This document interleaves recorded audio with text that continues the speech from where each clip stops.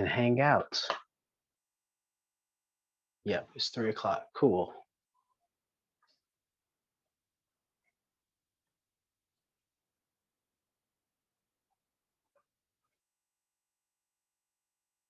Nice.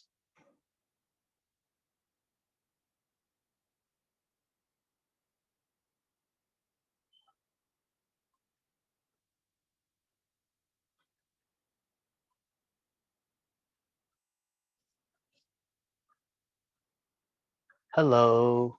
How's everyone doing? Hello. Good. How are you, Tetteh? Pretty good. Good to see you guys too. I'm very excited to teach this class about kidneys in winter and the bones specifically. We're going to go over a few specific things that I've recently gotten more insight or information on regarding Qigong and how it helps with the body structure. So it's going to be fun times, fun times. So I'm going to wait a few more minutes because I know some people are probably trickling in still. So I'm going to wait till about 3:05, 3:10.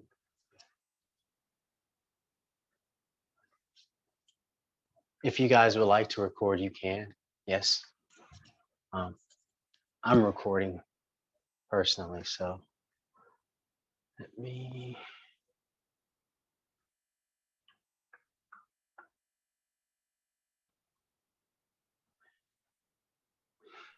Tetteh, I think you need to give us permission to record.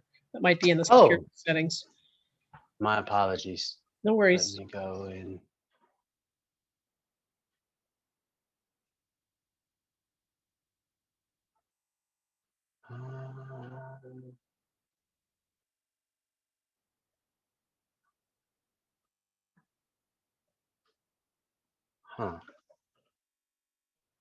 I should have seen how to do that.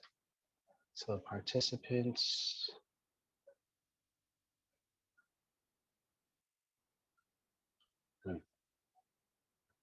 Well, I will send the recording to everyone who showed up. How's that sound? Good? Good. Okay. Okay.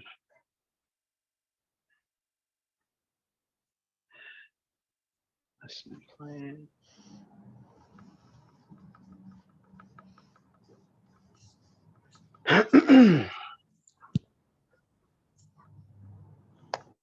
Cool. So, how's everyone doing before we get started on anything? Because we're going to do some back exercises, some back stretches. Does anyone specifically have back pain today? Or spinal history of pain? Anything like that?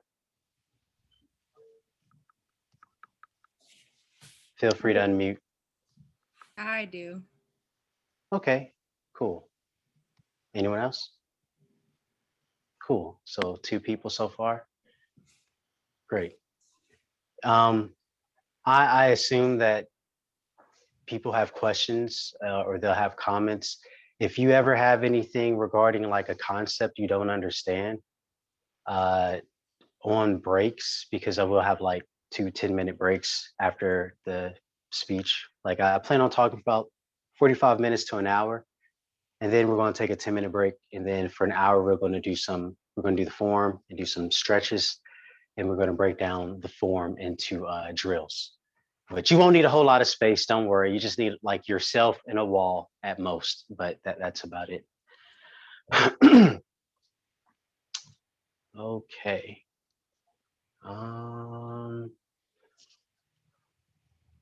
Make sure no one else is waiting. Okay.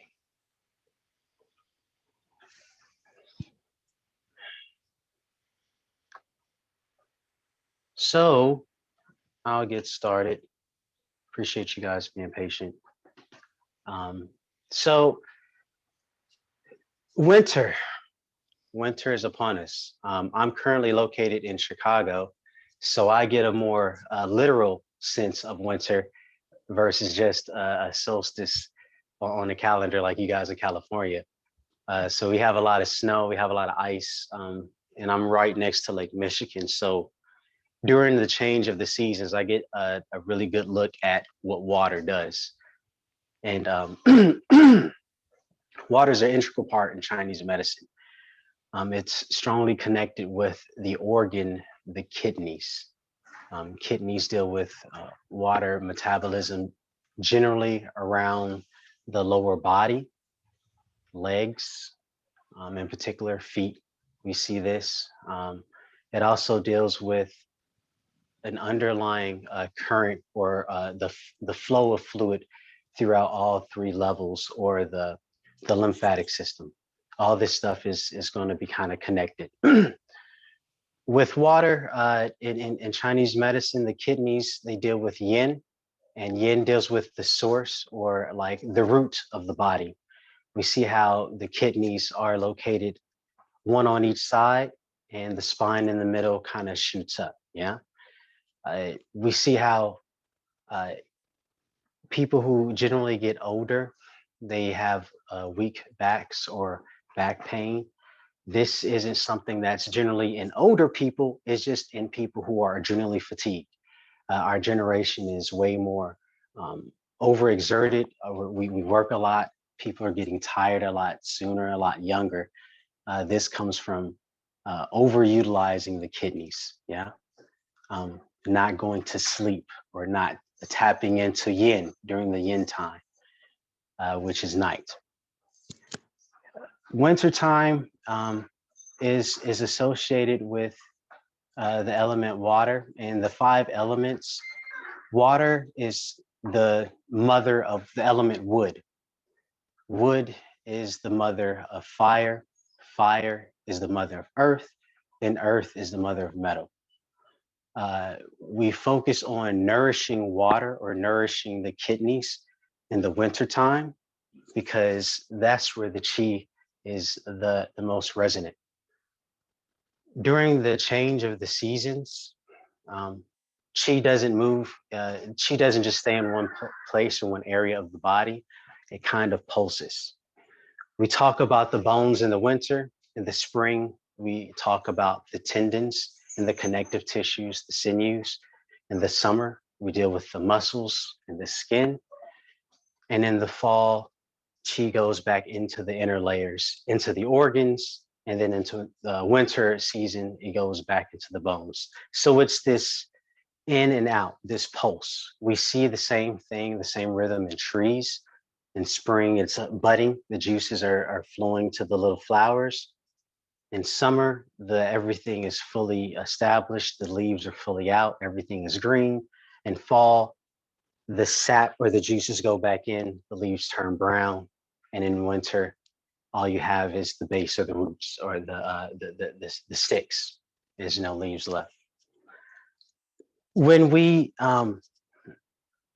focus on nourishing the kidneys, it's important for us to know that nourishing the kidneys deals with slowing down and resting. Many people have adrenal fatigue. Like I said earlier, we don't slow down, we don't stop, we don't go with the seasons. This is the time that we slow down and we go inward. Nourishing yin isn't some concept that we just, oh, it sounds nice. When we're still, when we're still enough, when we're focused enough on the inside, we're just paying attention to what our body is doing. We're paying attention to the circulation of the blood. We're paying attention to where we have tightness, where we have stiffness. We say in Chinese medicine where the body is stiff or there's pain, there's no flow. So when we're doing our seated meditations or our standing meditations, this is when we check in with the body. This is when we see the physical aspect, the yin of the body, what's going on. Okay. When we talk about the yin aspect, fluid, like I said, water is the mother of wood. When we don't have strong fluids or strong water control in our body because of weak kidneys, this is going to show up the following season in the spring. So liver is connected with tendons, and that also is, it opens up into the eyes. So when people have weak kidneys or they haven't strengthened their kidneys the season before, connective tissues are a problem. They're tight. They don't have enough water to flow, to grow, and to nourish themselves. So things are tight. They're drawn in. This causes pain. That's why we focus on building up the bones in the winter versus building up the tendons in the winter. All the juices are deeper into the body. They haven't gotten to the tendons yet. So making sure that we keep the body nourished and we keep the body well hydrated is very important. We want to use warm fluids whenever we do drink in the winter. It's cold outside. Even in areas where it's not as cold, say California or Nevada, solstice is when our bodies switch. Each solstice, each season, the earth tilts just a little bit. So that determines the amount of heat or sunlight we get. In Chinese medicine, we would say this is the change of yang, or Tai Yang as the sun, a supreme yang. The further we get away from that, the further the tilt is, the cooler it gets. Yeah. There's less energy in the sky. There's less energy in the atmosphere. This is that change. The change in our bodies also happens. I mentioned Lake Michigan earlier. In the summer, it's very active. It's it moves quite easily. In the winter, people walk out on it. It's very stiff and solid. Our body fluid does similar things throughout the seasons. In the winter, fluid moves a lot slower. It's a lot colder. Yang is a lot less. So we focus on where the qi is. The qi is at the yin level or the bone level. The bones in a physical sense, they're not so much this static thing that we sometimes think of them, or scaffolding. Bones are very much alive. They're living entities. They're living crystals. There is a concept in biomedicine called Wolff's Law, where bones will adapt, or they are molded based on pressure. The amount of pressure that we put on them, or the amount of stress that we put on them, encourages growth via piezoelectric current. The way crystals are set up, the way is set up, it's a crystalline structure. The apatite and the calcium, the way they wind up, it's a helical strand. So our body is physically built for weight to be distributed. And we have to make sure that we keep our bodies in good positions and good postures whenever we do our stances, because we record our movements on our bones, literally. Whatever you do, whatever movements you have, whatever postures you hold for long periods of times, that will change the way your bones will be formed based on the stressors. That being said, whenever we have our stances where we're standing upright, we talk about keeping the back straight, and we talk about tucking the tailbone. All of these things are to help encourage circulation and space in between our vertebrae. We generally are shorter at night than when we wake up, because we squish all the synovial fluid and juices out of our discs and out of our bursa sacs and our joints because of gravity. Everyone walks, or everyone has to sit up throughout the day, so that pressure the gravity takes its toll on our joints. And standing appropriately with the right ergonomic internal structure, you have less pressure on the body, and your bones will actually form a lot healthier. We'll go over certain ways we won't feel pressure in our knees today, or our ankles, just by standing. So I want to go over that a little bit later. All these things I'm talking about, I'm going to show you how to apply it a little bit later. Back to the bones being crystals. Not only are they, not only do they change in form through pressure, New research has shown that the way bone cells, osteocytes, are layered, it's very, very similar to radio arrays that are used to, broadcast information to and from space. They say that bones work this similar to antennas. They're very, very minute attunements of electromagnetic radiation that they react to. So bones have a certain frequency that they resonate with. Nerves have a certain frequency that they resonate with. Muscle, blood vessels, blood cells, all these things have a certain frequency that they resonate with. So that being said, bones resonate in the winter. It's very slow. It's a very long, slow resonance. Our limbs are built off of that frequency. We have cubital crease. Look up the cubit and look at what that correlates along with the Earth's frequency. Along with that, when we stand, our acupuncture points on the soles of our feet, on the top of our head, when we have our bones correctly placed on the floor, I'm sure David has talked to you about the 9 points of contact and the one hollow. When you have the outer arch and the outer heel and the inner arch and the inner heel inside, my apologies, the outer arch and the inner arch and the outer heel and the inner heel plus the 5 toes touching, you create an arch. Your normal arch of your foot is open. When that happens, when we're standing on the ground and our bones, these piezoelectric crystals, are open in position on the ground, we're pulling up yin, or that current from the earth. The current that comes from the earth is a negative electric charge, yeah, hence earthing. Inflammation in the body comes from too much positive charge and not enough negative ions. You might hear of people who, cancer patients who say, I like walking on the beach, it makes me feel better.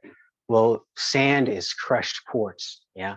So you're walking on this crystal, these microscopic antenna that are resonating or flowing with the Earth's current. Plus you have salt water, ocean spray. So that's charging the air. And when we're breathing that in, we breathe in the yang of the sky, connect it with the yin of the earth through the electric current, yin and yang.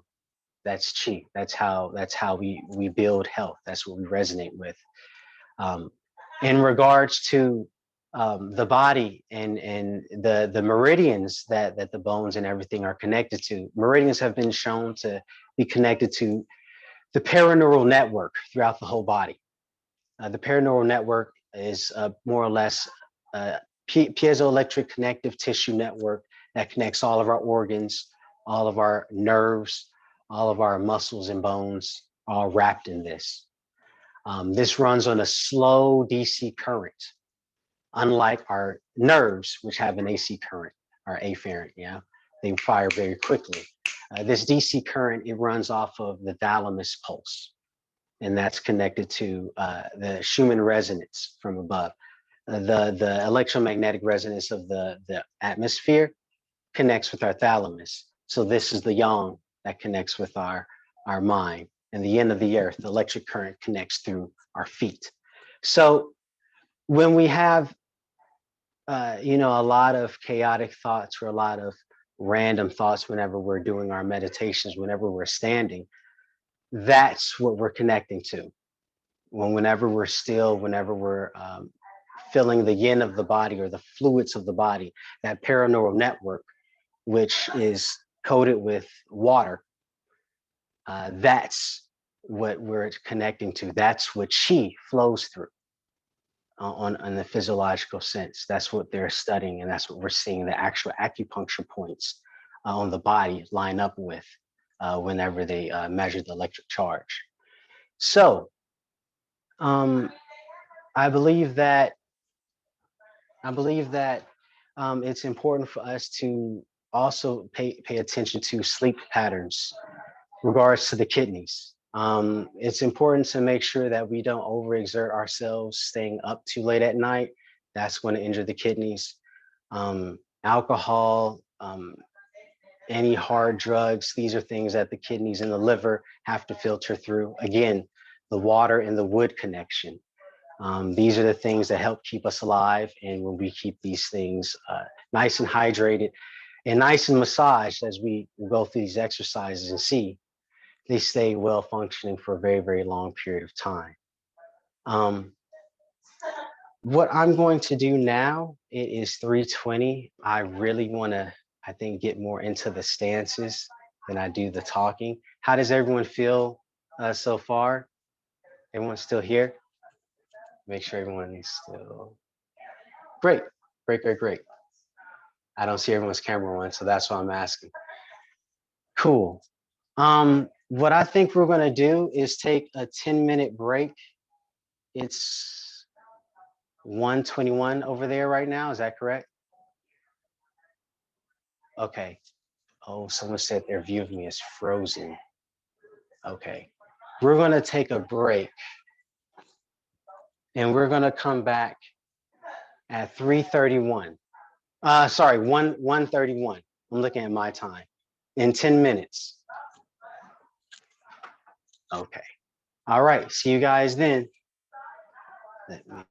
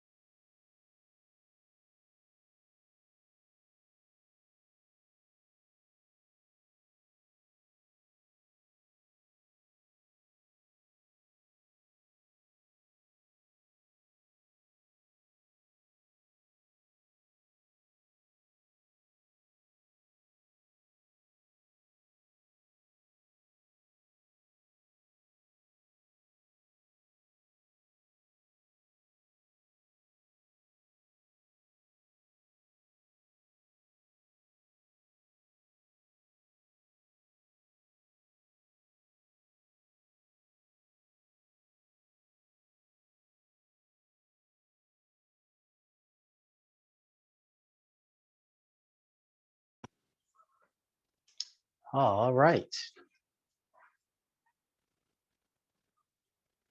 everyone back?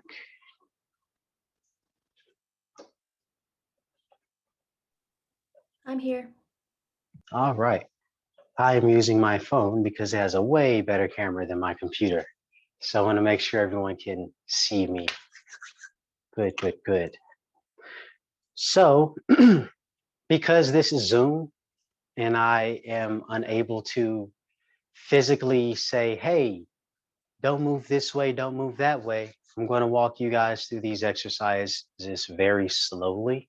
And we're going to do a basic warm up for the back before we do any of the actual directional spine movements. Yeah. So we're going to start off with basic information as far as standing. Like I said, I would like to apply the information we talked about earlier. So what we're going to do is put our feet together, and we're going to have our hands placed on our back.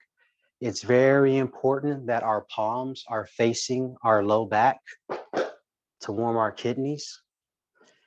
So as our feet are together, our back is going to be slightly tucked. You want to open up your low back, and you want to have the head upright with the chin slightly tucked.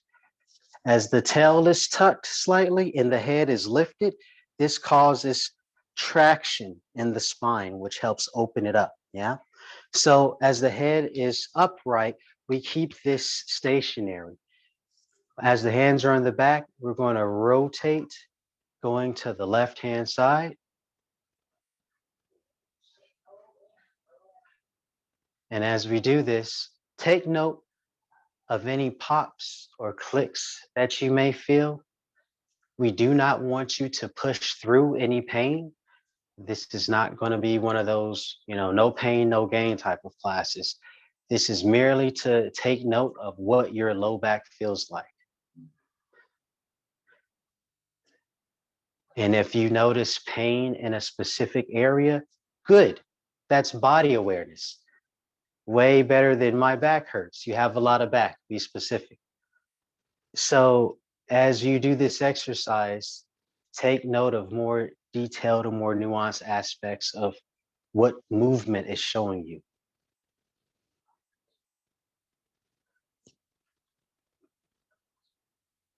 Good, good, good, good.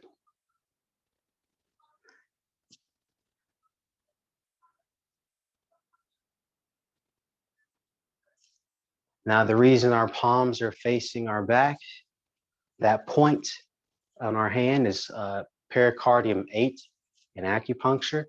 It deals with the element fire. As I spoke about earlier, kidneys are connected with the element water. So you're literally putting fire to water. And as you rotate the waist, you're stirring the pot. Yeah. So as we stop going to the left and with the rotation, we're going to rub our kidneys. We're going to rub our backs 300 times. Okay. So when we do this, we want to make sure our hands are flat and we don't want to be leaning over. Tuck that tailbone and keep the back upright. Yep. 300 times. Go. 1, 2.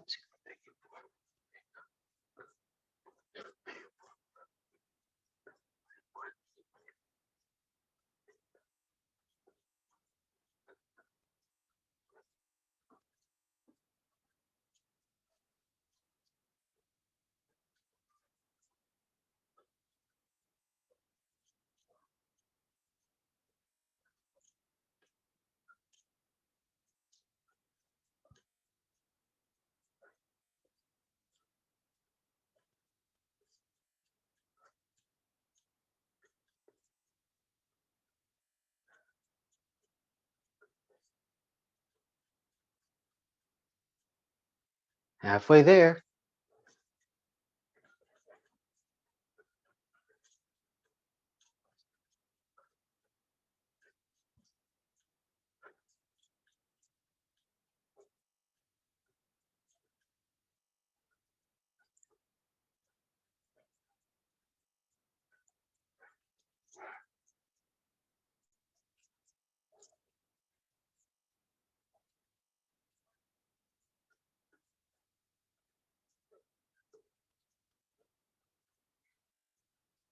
300.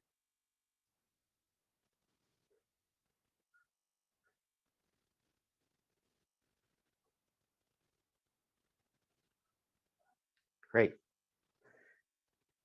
So as we stand here, pay attention to what your back feels like. Take note of the side that you rotated it towards.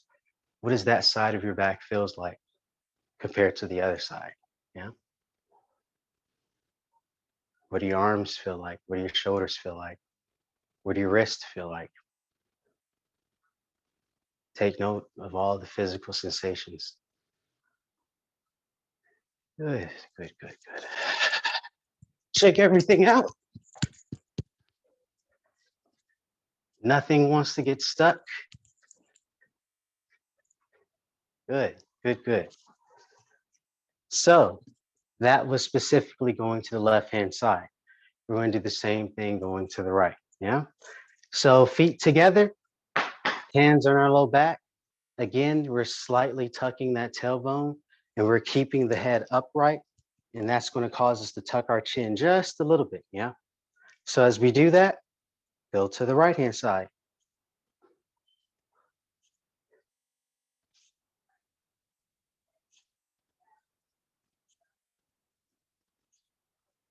I really do miss going to a group class when it was people. Zoom is definitely something.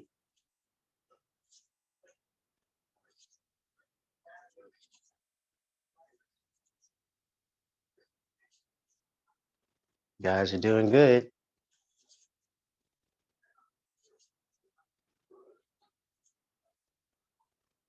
As you do this circle, make sure that it is a circle. As you push out to the side and you go behind and out to the other side, these are ball and socket joints, yeah? Key word is ball, so they're round. If you notice any areas where they click or they cut short or your circle kind of has sharp edges, it's okay. Don't make the circle so big. Anywhere that you notice pain or any stuckness, follow the Tao. Energy is very, very lazy. If your energy is stuck there, go around that blockage. If it's a pain or stiffness with a big circle, make that circle smaller. So what we do is we celebrate what we have so that later on we can appreciate new growth. Yeah. But we don't want to push ourselves too hard at the beginning. Hence why we're doing circling the waist before we get into the exercises. I'm trying to redeem myself. I don't know how much David told you about me, but I've been called evil Sifu, so I'm trying to repent and be nice to people. So if anything is ever too much, please let me know, because the way I train in person is obviously not going to be as intense on Zoom. So good, good, good.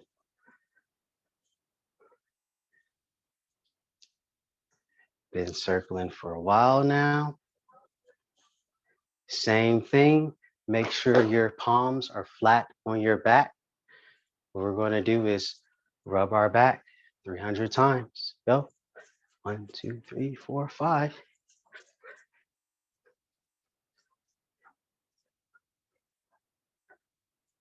30. 40. 50.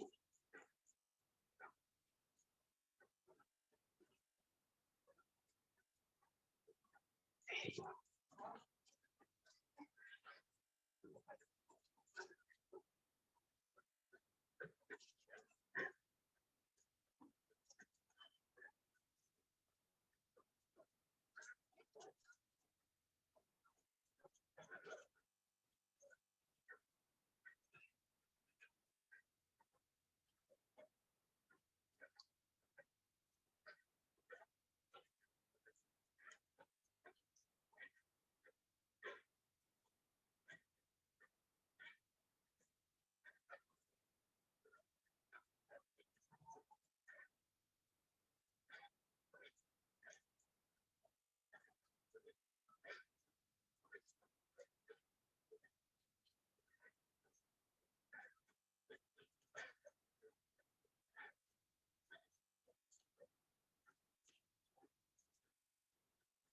and 300.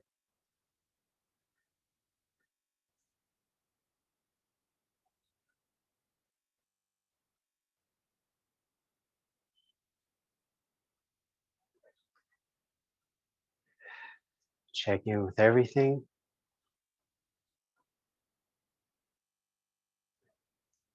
Hopefully your back feels warm now.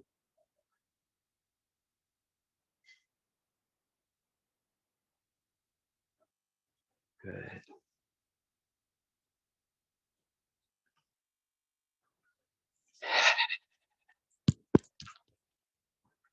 Shake everything out.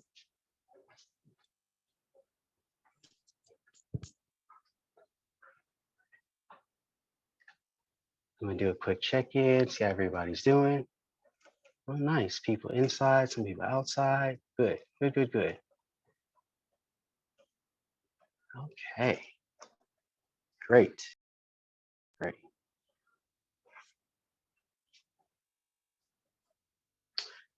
So the way we're going to do this 8 spinal directions, I'm going to show you guys the form. Then we're going to do the form 3 or 4 or 5 times. Then we're going to break down each aspect of the form and do drills to open up those parts of our body or those aspects of movement. Yeah. So in regards to the 8 directions, we have front, back, 1, 2, left, right, 3, 4, side to side, 4, 5, and excuse me, 6, 7. This is embarrassing. 5, 6, and then compression and extension, 7, 8. Yeah. So those 8 aspects of the spine, when we open them up and we're able to move, we have more circulation. Our nerves are more nourished because they not only have space, they have good blood flow going to them because there's no discs that are smushed. There's no areas of our body that's collapsing on itself. So when we do this exercise, yes, we want to keep our posture upright, but it's not so much just looking like we're standing up. We want to really engage those internal muscles to make sure that our bones and our nerves have space. Yeah. So when we do this exercise, again, I'm gonna really focus on the spine. I'm a stickler for opening up the back. So I'm going to do this little exercise on just opening and closing the spine. It's a take on happy dog, sad dog. So if you guys see me from the side, when we have our head upright and we tuck the chin, we only tuck the chin. We don't roll the upper part of the body. That's important. When we tuck the chin, the lower part, we tuck the tailbone. We keep the spine upright because that's where the stretch is happening. When we roll over, that kind of takes away from the tension that we're creating. So as we tuck the tailbone and tuck the tailbone and tuck the chin, we bend the knees, keeping the spine upright, and then we come up. As we look up and push out the tailbone, we bend the knees, and then we come up. Tuck the tailbone again, tuck the chin, bend the knees, keeping that spine straight.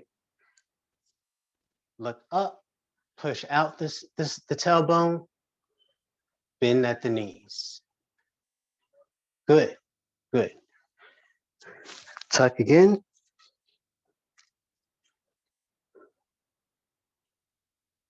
Look up. Tuck again. Look up. Last time. Tuck again. And look up. So as we did that, that was just to get us engaged with our back, yeah? Just opening up that area. We're going to do a little bit of a variation of this. the exact same thing, but we're going to try to engage or utilize breath to enhance this stretch. When I was in high school, we used to have these ketchup packets that we would twist, and people would get nervous because they didn't want it to explode and pop all over their clothes. So what we're going to do is kind of create that same pressure of the twisted ketchup packet. In this instance, we're not twisting, we're just going to compress. So when we tuck the tailbone and we tilt the chin, this compresses the stuff in the front, yeah? So as we do this, let's try inhaling. As we tuck and bend the knees, and exhaling as we look up and bend the knees. So we're gonna do this 10 times, yeah? So I'm gonna turn to the side. As you tilt the chin down and tuck the tailbone, inhale, bend the knees, come up, breathe out. Inhale, bend the knees, look up, breathe out. Inhale, bend the knees, inhale, exhale, breathe out. Inhale,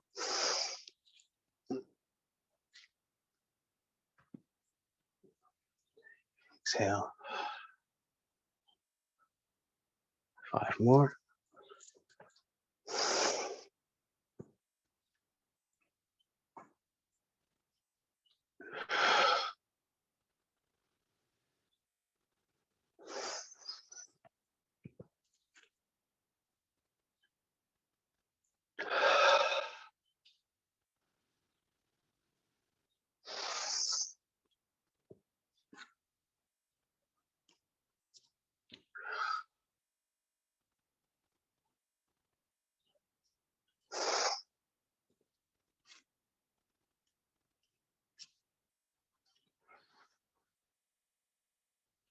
Two more.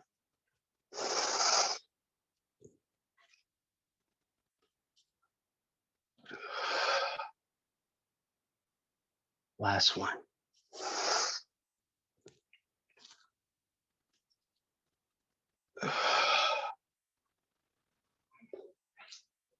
Good, good, good, good, good.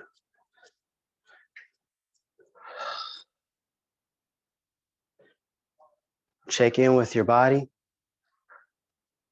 As you inhaled and tuck the chin and tuck the tailbone, take note of what that felt like versus when you breathed out and open up all of the sternum, all of the abdomen. What did that feel like? So when we have a lot of pressure contained in a small amount of space, that's not going to increase our range of motion. That just increases the internal pressure, yeah? But when we have less air in a confined space, that increases our range of motion, but it decreases our internal pressure. What is the difference, or why is this important? This internal pressure, when we breathe and move and stretch, all gas has volume, and you only have so much space on the inside. So as we're breathing and compressing, all of these organs in the front are getting nice and massaged. You have more of your pancreas up here, your transverse colon, descending, ascending, small intestines. All this stuff, while you inhale, is getting compressed. Yeah. I don't have a uterus, but I've been told pregnancy makes it hard for the organs to have space. Yeah. Because it's only so much room. So things get compressed when there's, space getting taken up. So when we breathe, we create that artificial space. So we're going to play around with that with a few other stretches. I specifically also did that. We have the aorta that runs along in the front, and you have, I want to say aorta along the spine in the back also. So having that stuff open is very important for increased blood flow. So As we do another inhale and exhale, we're going to reverse the breathing, exact same exercise, yeah? So as we look up, we're going to inhale and tuck. And as we tuck our tailbones and look down, we're going to go empty and tuck. Make sense? Cool, cool, cool, cool. All right, we're going to do this 10 times. 1, inhale.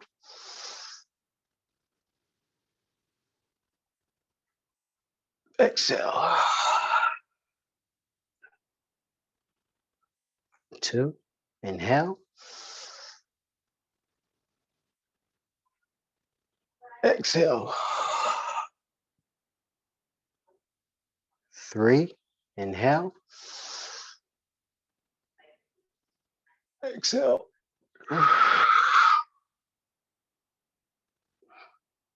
Inhale.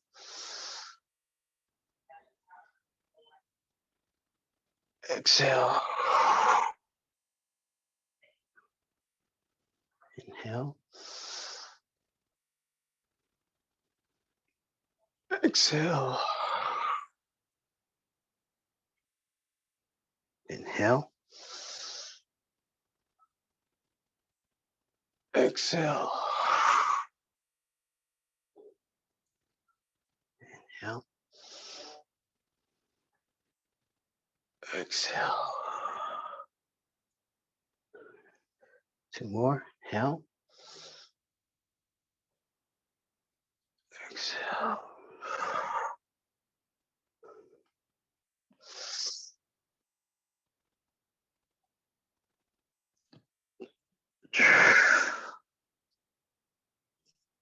Last one.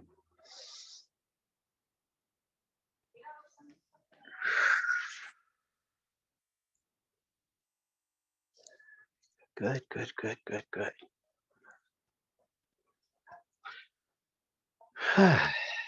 Check in with your body.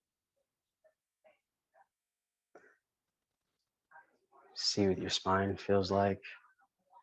If you have any buzzing, throbbing, warmth, more circulation.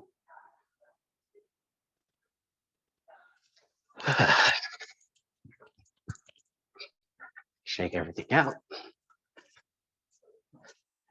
Good, good, good. Nice, nice, nice. All right. So we're going to go over that form, 8 spinal directions, yeah?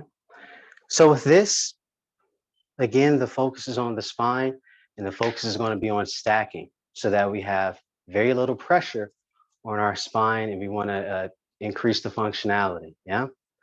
So what we want to do is have our feet shoulder width apart. And as we stand, we want to make sure that our feet, the weight is distributed on the outer balls of our feet, the inner balls of our feet, outer heels and inner heels. 4 corners of a table, and then your 5 toes should be touching, yeah? Not so much gripping, so you have, white knuckles, but just engage.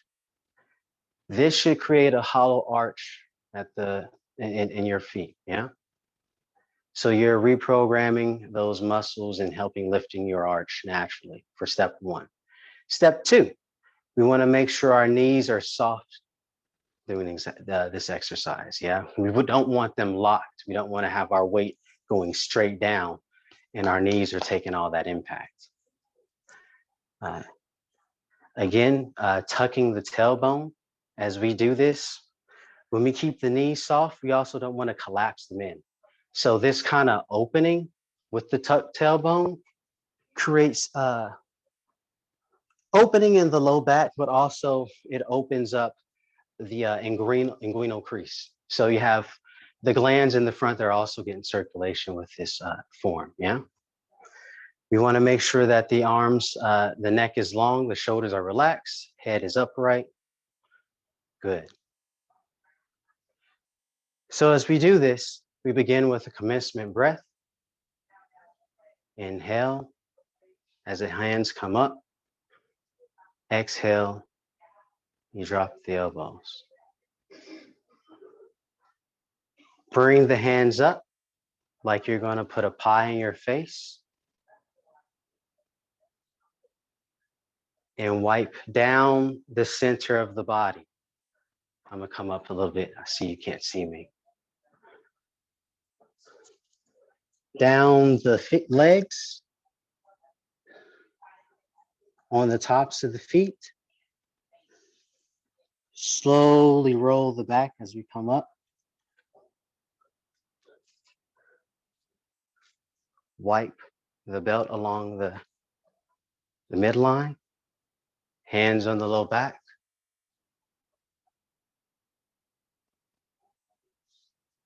As we come up, hand presses down on the left. Lean to the right. Slowly come up. As this hand comes down, the other one comes up.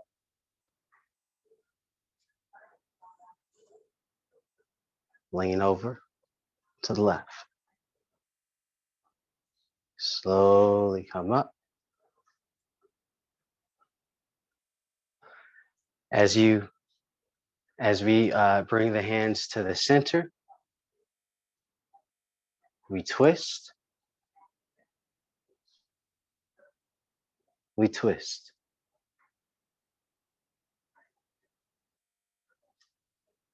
We reach up, grab the top, pull ourselves up over the fence, pressing down, lifting up, and then we compress. Good, good, good, good. Great. We're going to do that one more time, yeah? Make sure that you guys can see my feet. Turn this up a little bit. There we go. Much better. Commencement breath.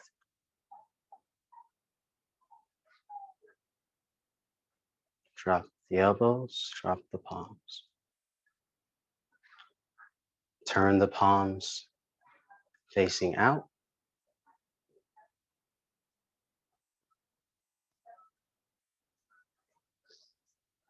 Wipe down the legs, roll the spine down. Wipe over the tops of the feet. Come up the front of the legs. Wipe your WWE belt all the way to your back. Lift up and back.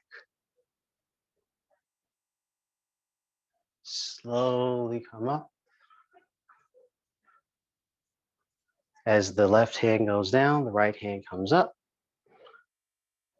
Lean all the way over.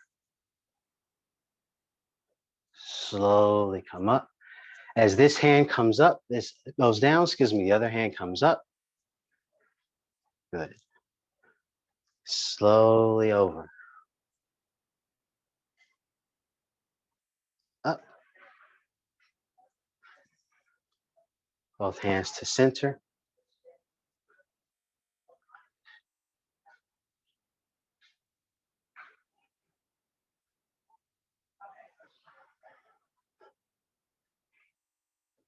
Good.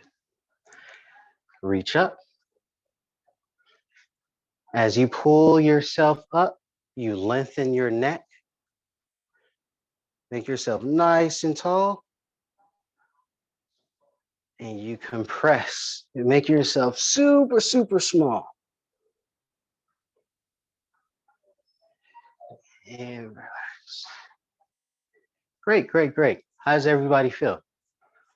Nice? Makes sense? Cool. Now we're going to do the hard part. We're going to break down all of those moves and go through the drills or the exercises connected with those, yeah?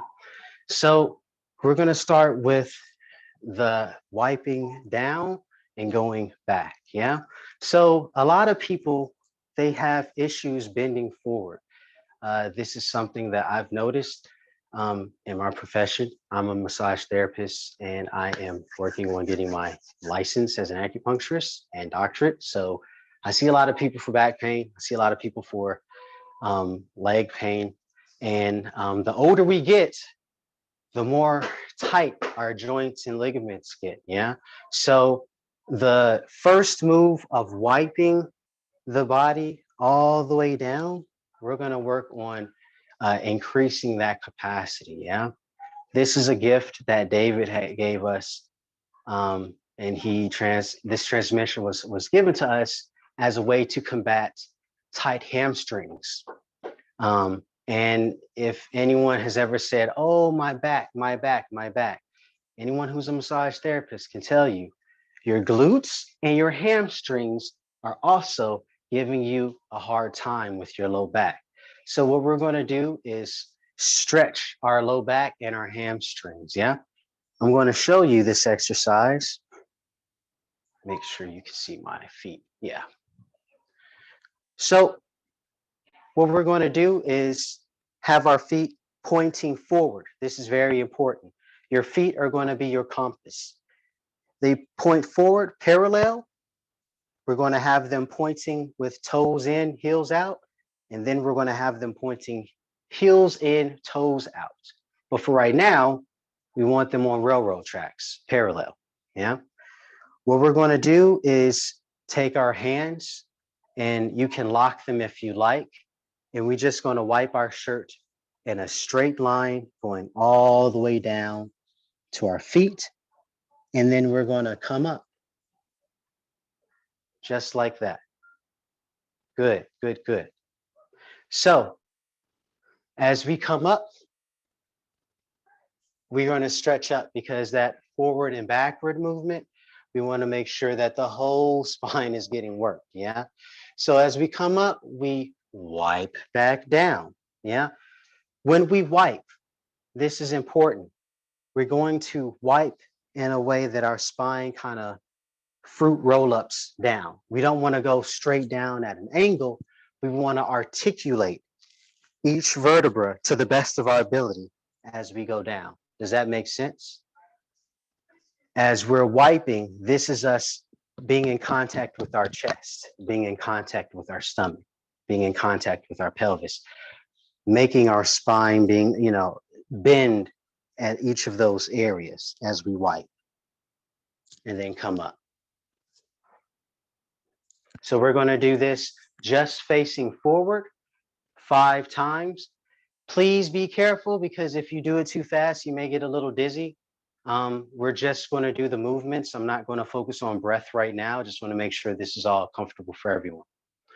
So again, we have our fingers locked, and we're just going to keep our feet pointing forward and wipe our shirts and wipe our pants all the way down. And as we come up, we reach up. Good. As we come down, we wipe and roll the body all the way down. As you come up, it's 2. Wipe all the way down.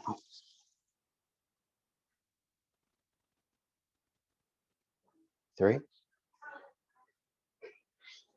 Wipe all the way down.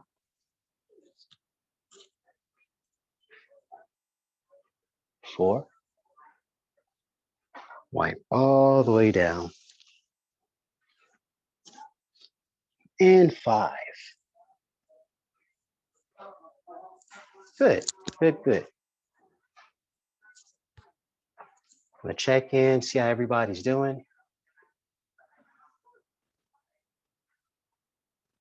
How's everybody, okay? Good, good, good, good.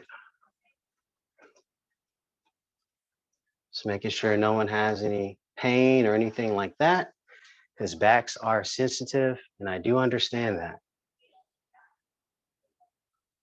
Here to make them stronger, though.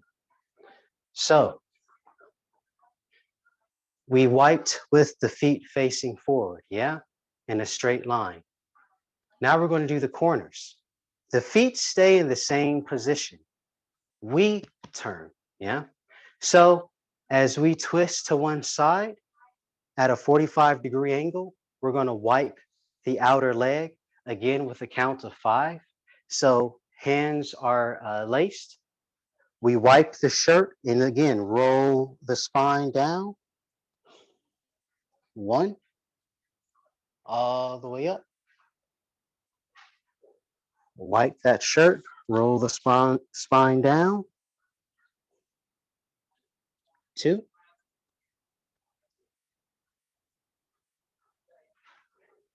Roll down. 3.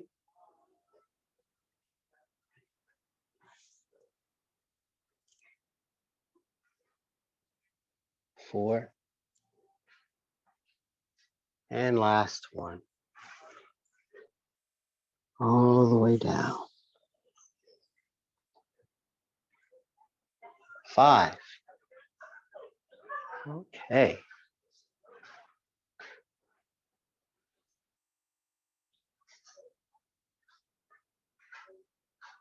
Good, good, good, good. So, as you noticed, possibly as you went down on that one corner, the opposite side of your back might have had a little bit of sensation there. What we're doing is opening up the hamstrings in all different quadrants, yeah? Or I guess 3 areas. Along the sides, in the front, and then it's going to be more on the inside as we switch the feet. Your muscles, it's kind of like how you tune a guitar string, the way you tweak and twist, that's going to engage and fire different muscles. So as we do this, take note of what happens when you go down one side, exact same exercise, but we're going to do the same thing on the opposite side, yeah? So again, feet are still facing forward, and we're just going to wipe the shirt 5 times on the other side, okay? Turn 45 degrees, wipe the shirt once, all the way up, twice, all the way up, 3 times,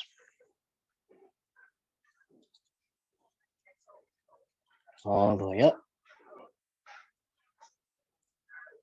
4 times, all the way up, last one.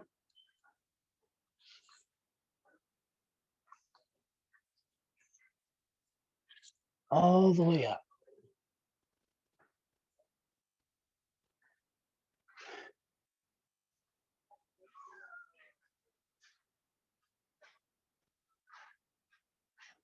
Great, great, great. Anybody notice more on one side than the other side? It's okay to talk. Oh yeah, one side? Cool. I'm going through. Yeah, my right side's definitely tighter. Right side? Okay. This is nice. I should have taken a poll. How many right-handed people are having right-hand side? 1, 2, 3, okay, 4, okay, 3. So okay. How many people have 5? How many left-handed people or any left-handed people? No? Just I'm the only seed of Satan. That's it. Just me. Okay. So take note that again, muscle memory, what we hold, the patterns that we fulfill in our life. Our right side, our right-handed good for you, Mr. Fields, overachiever. Uh, but most of our life, we pick a side or a side is picked for us. We start our car with our right hand. We, have our desks at school. They're geared more towards right-handed people. So we have motor skills that are on one side versus the other that develop over time. And this also increases our confidence and our muscle memory. So we might lean more on our right-hand side at the grocery store, at the bus stop, at the doctor's office, unconsciously. We might brush our teeth more with our right side. These aren't things that we necessarily choose to do. It's just we were taught how to write our ABCs, and over time, we became more confident in one side.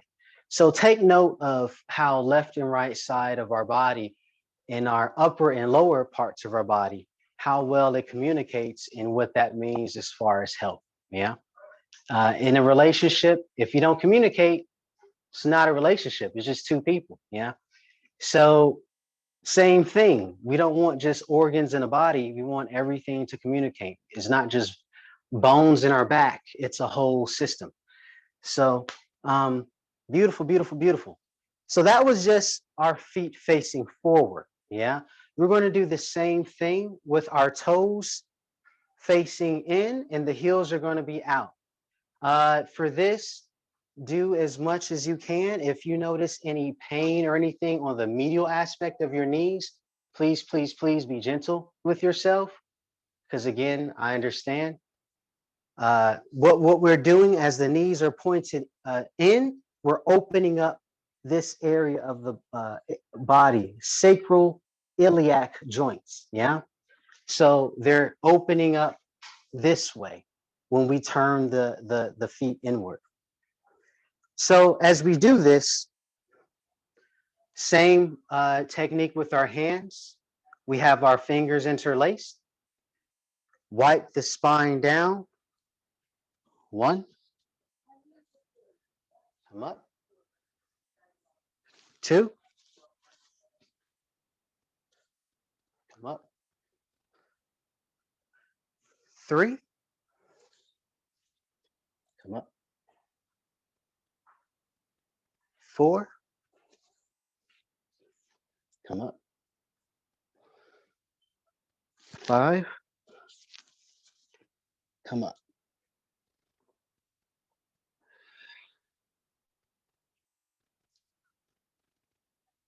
Good, good, good.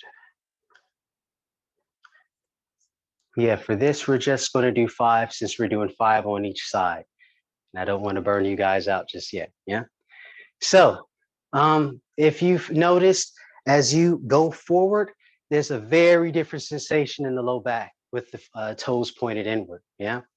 Take note of which side, again, you feel more things with this same exercise, with just different tweaking or different tuning of the guitar string. Yeah. So same thing, we have our fingers locked as we turn at the 45-degree angle. Doesn't matter which one, you have 2 legs, you have options.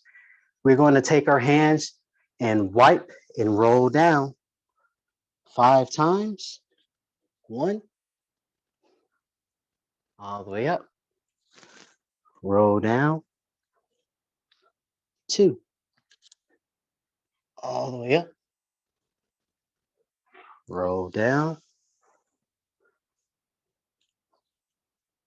3, all the way up. 4, all the way up.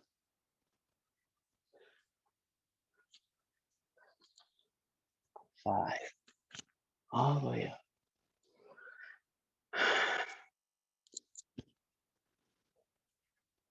Good, good,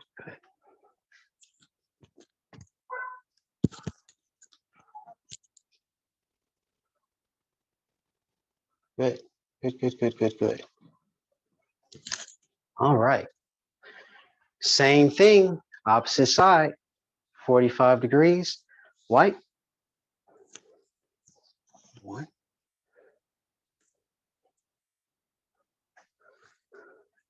2,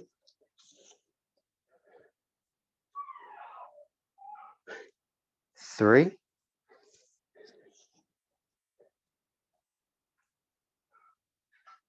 4,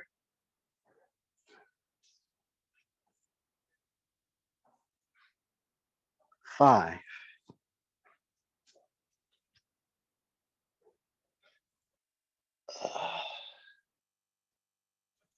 Good.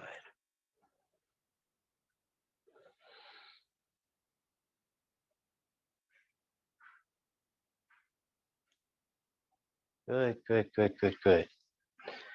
So, same pain on the same side, or did you guys notice anything different? And you can unmute if you, oh, it switched for you. Okay, interesting. Anybody notice with this exercise, pain at a different place or stiffness or anything different, left versus right? No? Okay, cool. There's a lot Yes. less tightness in general just from that foot position. Great, great. A lot less tension. That's awesome. So even, just moving the feet, it's a very different sensation, very different way to engage with the body. Way less tension. Cool, cool. So as we do these exercises again, just take note of how things feel with just foot positioning, just the torque of the foot, yeah?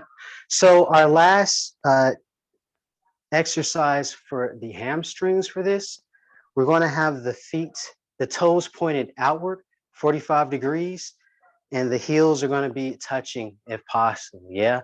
Or pointing towards each other ideally. I'm going to come up, have the penguin, the Charlie Chaplin, yeah? So as we do this, same thing. We're going to have the fingers locked, 5 going down the front. 1.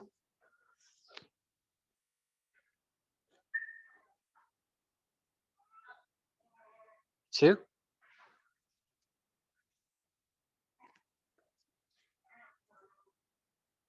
3.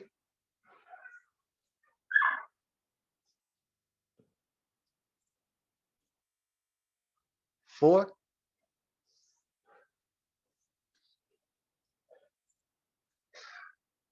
5.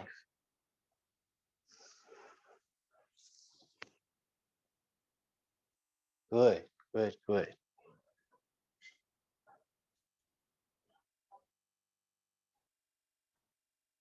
Good. We're going to turn, same thing at 45-degree angle. Feet still the same position. Toes out, heels together, and go. 1.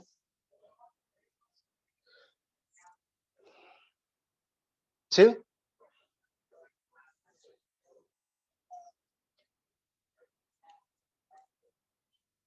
3.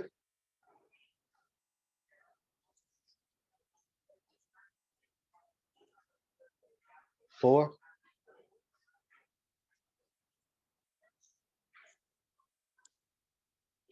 5.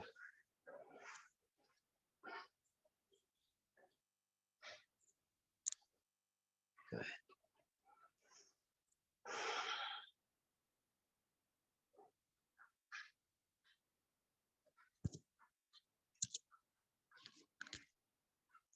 We're going to turn to the other side, same thing. 5. Down.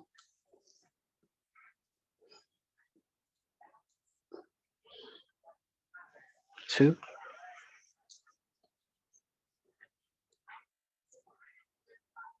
3.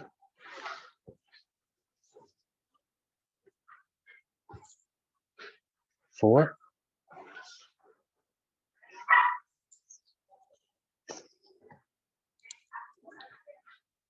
5.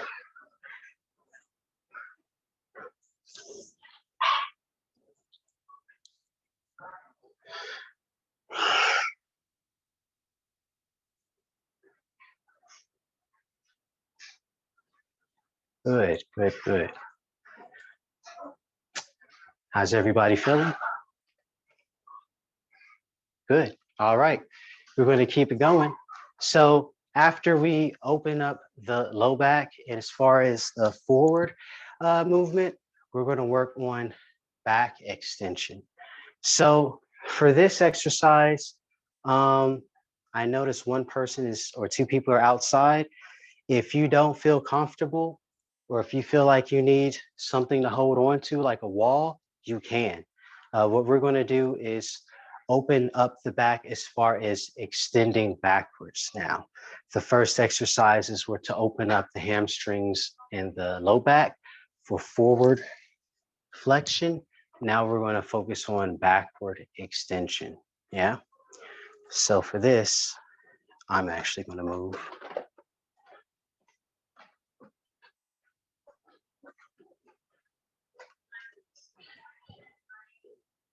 So what we're going to do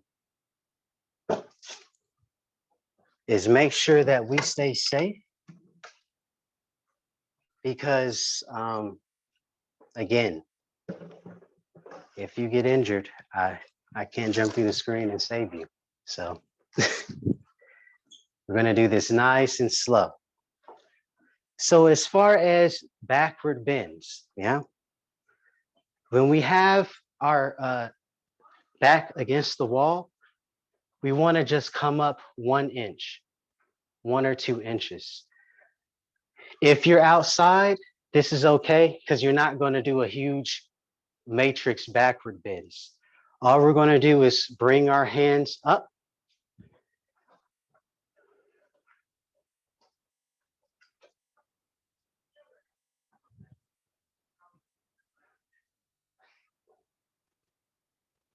And back to that location. That's it. As we reach back, we say 1, 2, 3, all the way to 5, 4, 5. We say it out loud so that we can hear ourselves say the number. If you say 1, that means it's too hard. Yeah. So outwardly, we're gauging what our core is able to do. We talk about Peng Li, or having a buoyancy. Yeah. So that's going to engage not just when we talk about our arms, from the legs on up, from the feet on up to the spine. So this buoyancy, this upward lift, it's not so much my back has to do it.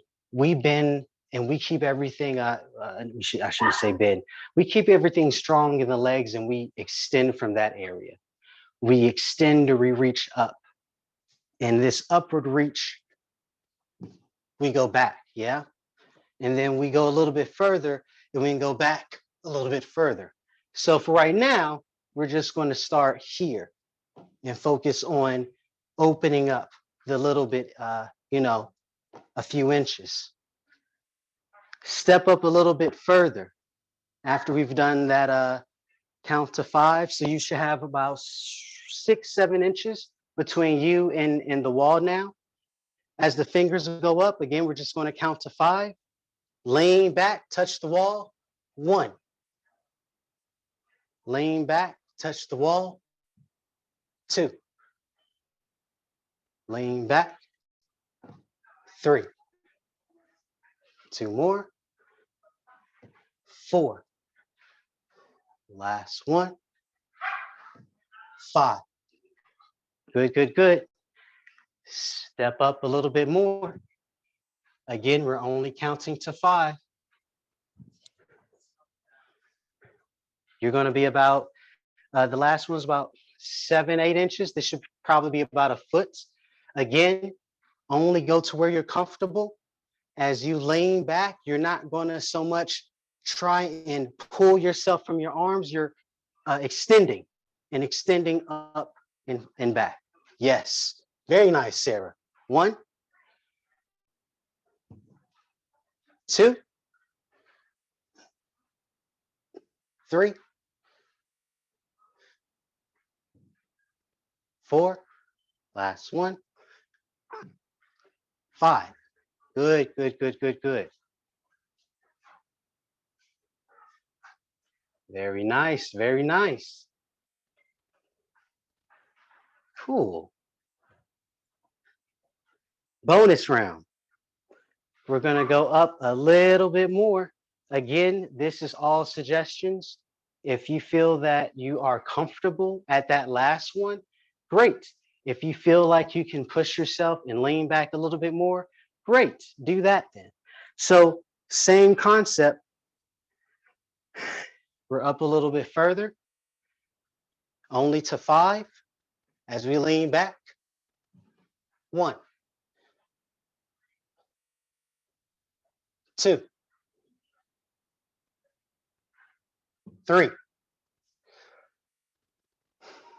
4, last one, and 5. Good, good, good, good, good. Closing circle.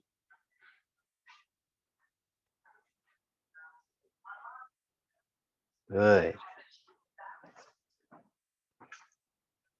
How does everyone feel? Good? Cool, cool. I just want to make sure it's a good pace. I want to make sure everybody's happy. Oh my heavens. It's 4:27. You guys okay? Anyone need water or anything like that? Everyone's good? Okay, cool. All right. Let's keep it going. I like it. So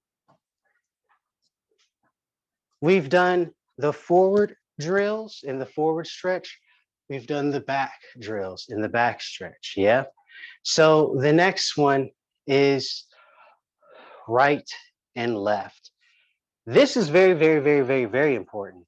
I'm gonna tell you a little story about this. So when I was learning, was it the standing form of the 5 animals?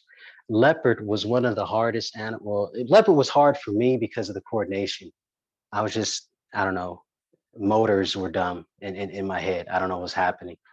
But after I got good with it, David would say, you do this, it's good for the liver. It's good for the liver because you're opening up the ribs. And I was like, oh, okay, cool. I didn't realize how much work our organs did and how much work Qigong did for the organs until I realized I couldn't stay drunk. I would drink at 10, be drunk till 11 or 1, and then sober up before I got home. Like that's how good my organs would work by bending from side to side. I know David says, this is good for your liver. And people are like, yeah, it works. It works. I'm here to tell you, it works. It's annoying because like Wolverine, he can't get drunk, but to have organs that function, what a blessing. So when we do the side to side bend, when we bend on our right-hand side, we have our liver, we have our gallbladder that's in front, we have our ascending large intestines, our ascending colon, yeah? On our left-hand side, we have our stomach, our spleen in the back, and our descending colon, yeah? So I'm talking about these organs. I know we're supposed to, focus on spine today, but when we're sitting at our office or home because of Zoom, because of COVID, we're sitting and all of these organs are getting compressed because we have to. We're getting paid to do this. Yeah. So opening up and stretching and getting those organs nice and giving them space to breathe and space to function is very, very, very important. So to engage this power or to open up the sides, what we're going to do is focus on rooting while extending up to get that space in the ribs. Yeah. So we've done the wipe down, come up, wipe the belts, go back. We're at this point now. What I want you guys to do is stand shoulder width apart. Hold on, I apologize.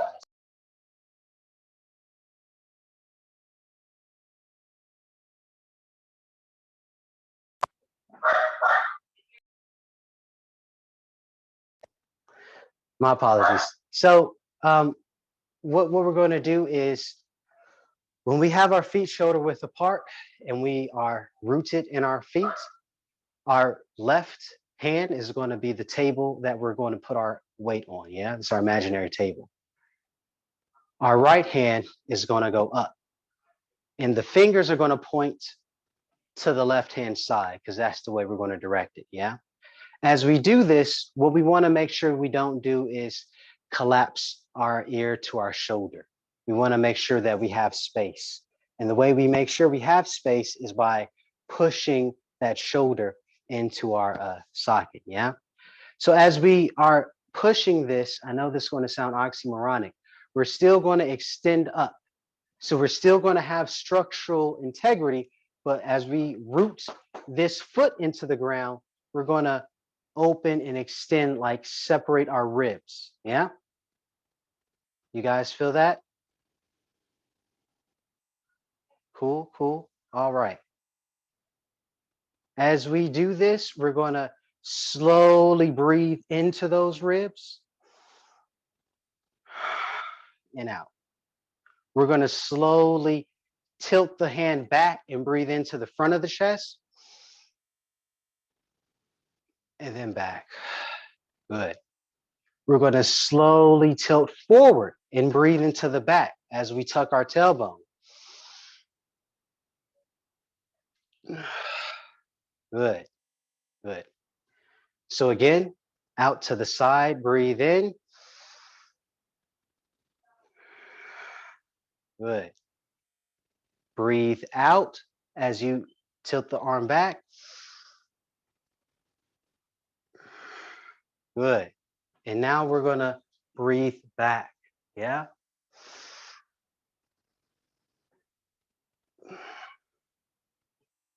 Good, good, good. One more time.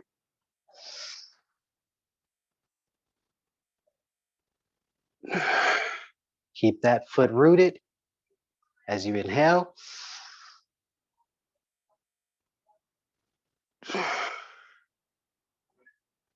And the back.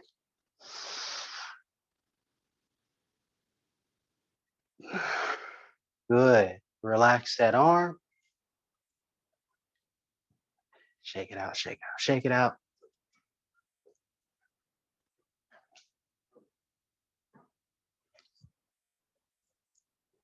Cool. Cool. Everyone feel okay? Makes sense so far? Cool, cool. So we're going to do the same thing on the opposite side. So right hand is now going to put its hand on the table. Left hand comes all the way up. And again, the fingers are pointed to the right hand side. Yeah. We make sure that we have space so we don't collapse our ear to our shoulder. Good, good, good. As the hand is up here, we want to root this left leg into the ground. And as we inhale, we want to give it a little bit of a lean. Yeah, just to push those ribs out, separate them, and then back. Good. Breathe in. Yeah. Breathe back.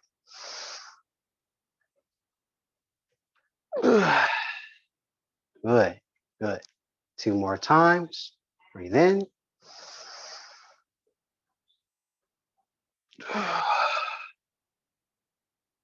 Breathe in.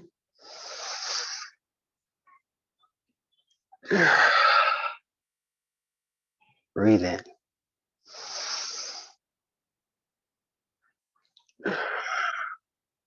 One more time. Breathe in.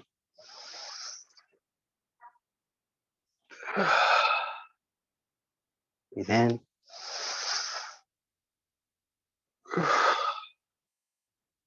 Breathe in.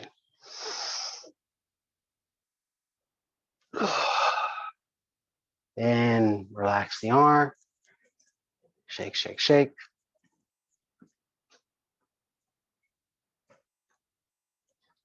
Good, good, good, good.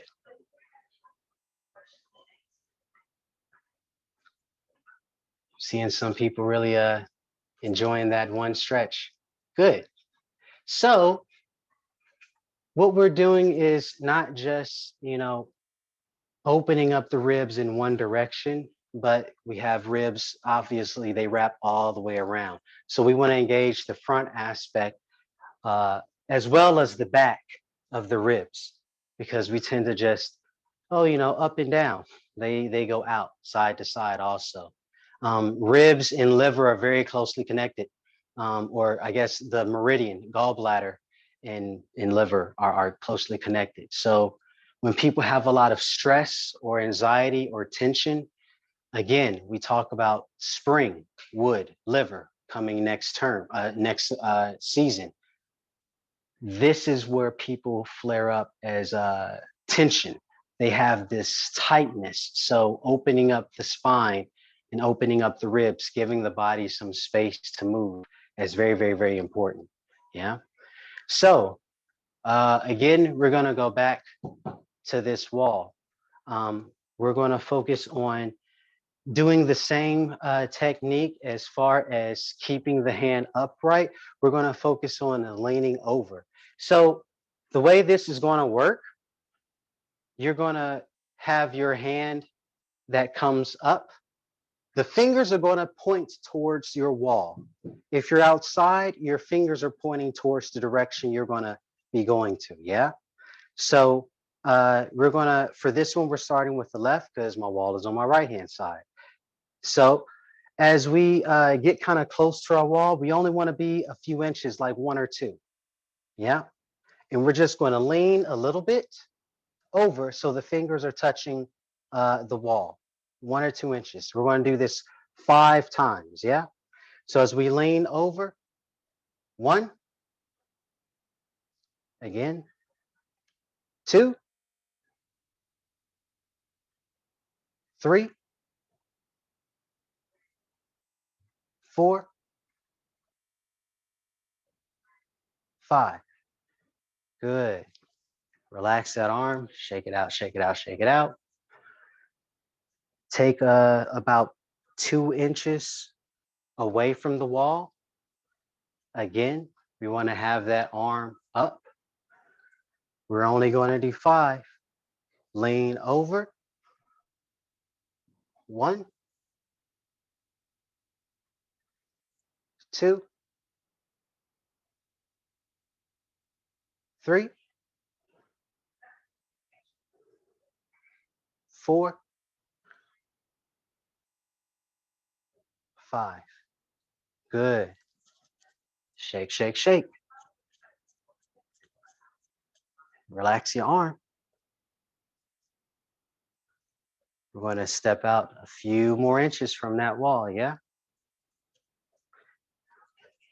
Same thing. As the hand goes up, we're only going to go over to touch the wall, yeah? 1, 2, 3, 4, 5. And relax that arm.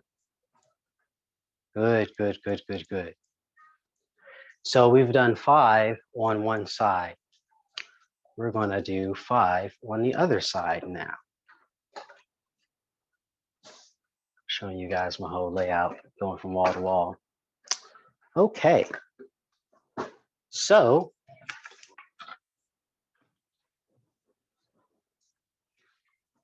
cool. What we're going to do is exact same thing with the right hand side. So as this hand is going up, again, up, up, up. Again, you want to have those fingers. My apologies, my ring light is a little loose. You want to have those fingers pointed towards the wall. Yeah. So for this one,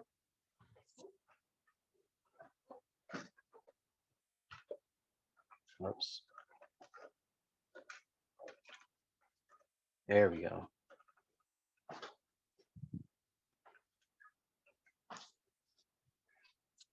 We want to be just a few inches away. Again, about 1 to 2 inches. And we're just going to reach on over. 1, 2, 3, 4, 5. Good, good, good. Bring that arm down. Shake, shake, shake. Step out 1 to 2 inches. All of this is at your own level of comfort, yeah? Adjust the exercises according to what you're able to do. As you bring that arm back up, point towards your wall, lean over. 1, 2, 3, 4, and 5. Good, good, good. Shake, shake, shake. Step out a little bit more. If you want to challenge yourself, feel free. If this is still new and you're still getting comfortable with it, work accordingly. So, with the palm up, same thing, out to the side. 1, 2, 3, 4, and 5. Bring that arm down.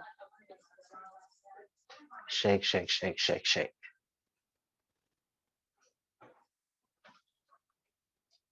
Good, good, good, good, good. So it is 4:42. How's everybody doing so far? I'm sorry, I'm talking Chicago time. Everyone good? Stretching their backs? Okay, rotating their backs. I am going to give you guys a 10-minute break. Get hydrated. You've kind of been standing here for a while, for an hour. I want to make sure everyone's good. I will see you guys back in 10 minutes.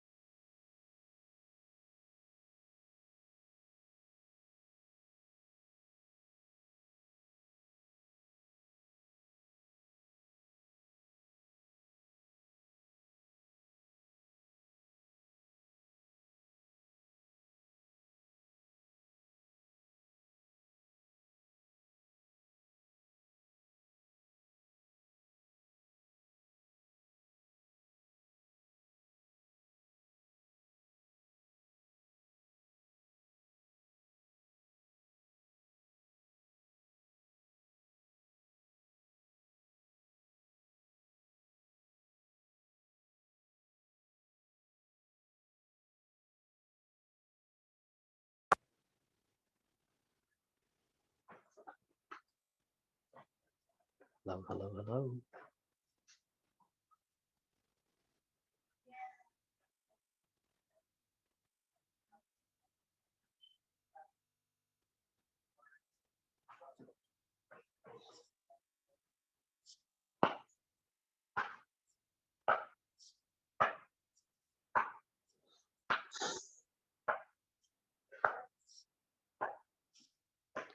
Hey, hello, hello.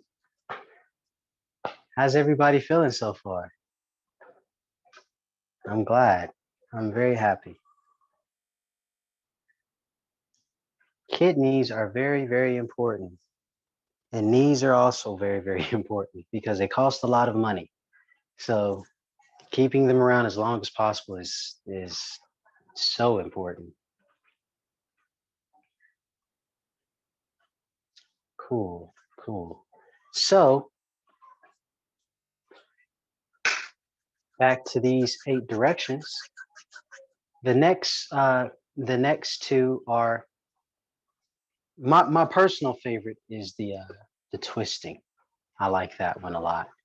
Um, the side to side is something that a lot of people have issues with. I remember I talked about how the ribs get tight or tense when the liver isn't able to get enough nutrients from the kidneys. So um, tight muscles and ligaments and tendons on the side, that shows up as people saying, it's hard when I do this. It's painful when I turn my body, or they get headaches in their temples along the sides of their head, usually around their ear, and they feel it in the back of their eye. All of this stuff deals with congested chi, congested energy in one area. Yeah. So opening up the body, opening up the ribs are very important. Hence the breathing exercises and the stretching, the bending from one side to another. This next one, the spiral power. Yeah. Opening up and wringing out those discs. So for this exercise, you're going to also, it's easier with a wall. If you don't have one, that's cool. You can modify it. The main things that we're focusing on this exercise is keeping the waist still and keeping the movement only to the upper part of the body. Yeah. So we want to keep the feet pointing forward during this exercise. I'll be at an angle so you guys can see. So with my feet facing forward, this is going to be real simple. I know in the form we have our arms out from side to side. We're just going to have our arms up so that we have reference on things to touch. When we turn the body, we want to go as far as comfortably possible. Yeah. So we turn, hold, let go, turn to the other side, let go. This is kind of what a wall is good for. Yeah. So if you have any pain or tightness or tension, or if you notice that you're twisting your lower body at all, like the knees, it's okay. Don't go that far. Only do what's comfortable. You don't want to over exaggerate, especially with twisting with the back. You don't want to and do anything too drastic, too fast. Slow, slow, slow movements. This is yin season. So if you have any areas where, oh, that's as far as I can go, great. That's your limit. And play in that little area. But over time, you'll notice you can do more by gradually, you know, pushing the body to adapt versus immediately pushing the body, because then that's an injury. So we want to make sure we do everything nice and slow during the winter season. So for this, just the movement, we're going to focus on breath later. So with the arms up, feet facing forward, we want to make sure that we have the spine upright, tailbone tucked. As we do this, we're only going to do 5 twists, and going from side to side is all of one movement, just so you guys know. So we're going to turn starting on the right hand side. As you turn, 1. Yep. Same thing on the other side. 1. 2. 2. 3. I like that, Daniel. You have your stick while you're outside. 3. Good. 4. 4. Last one. 5. 5. Cool. So we're just moving just to get the movement down, just to make sure we can. Yeah. So after we've opened up and twisted a little bit, now we're going to explore breath.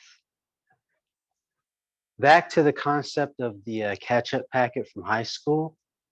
As we turn the body, we're going to inhale. Yeah. As we inhale and twist, we're at the peak, we're at the zenith, we're a full catch-up packet. Yeah. As we turn, we breathe out. As we are in the front, we inhale again to turn to the other side. Yeah.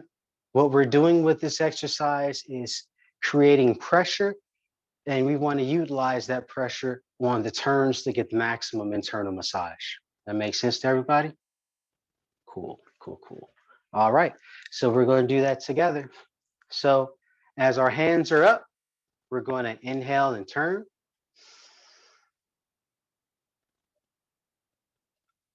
Exhale. Inhale. Exhale. 1. Inhale. Exhale. Inhale. Exhale. 2. Inhale. Exhale. Inhale. Exhale. 3. Inhale. Exhale. Inhale. Exhale. 4. Inhale. Exhale. Inhale. Exhale. 5. Stand for just a few seconds. Check in with your body.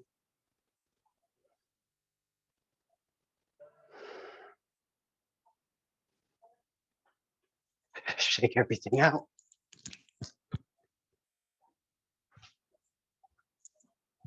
Good. So we're going to do the exact same thing, but the breathing is going to be slightly different. Yeah. So we're going to start nice and big. And as we turn, and as we come back to the center, inhale nice and big. And then as you turn, so again, when we talked about air pressure and having more versus less, now we're going to play around with the concept of inhaling when our, relatively neutral stance. As we turn, we're going to let everything out. It's the same concept of tugunashing. You breathe everything out and you're empty. We want to breathe everything out so that we have more range of motion and less internal pressure to increase our spine's movement. Yeah. So arms are going to be up as we inhale through the nose. Turn. Breathe out. Turn. Breathe out. Turn. Breathe out. Make sense? Good, good. One. Inhale. Exhale. Inhale.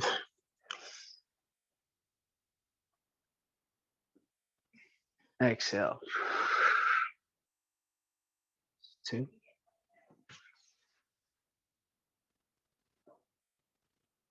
Exhale.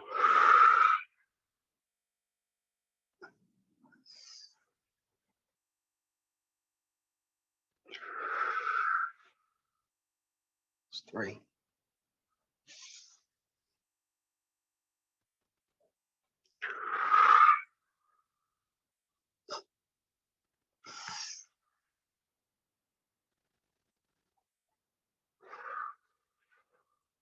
It's 4.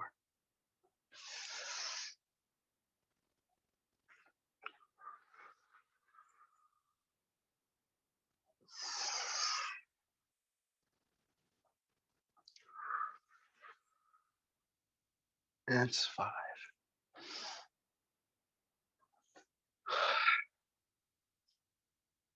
Check in with your body. Take note of your ribs because we've twisted. Take note of your waist. Notice what feels different. Do you feel warmer? Do you feel cooler? Do you feel more circulation in your feet? Do you feel more circulation in your face? Take note of where you feel heat and blood flow.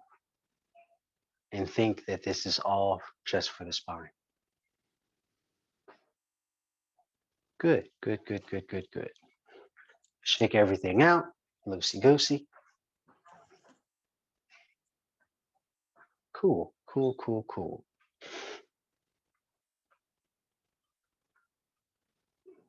Good, good, good, good, good, good. So,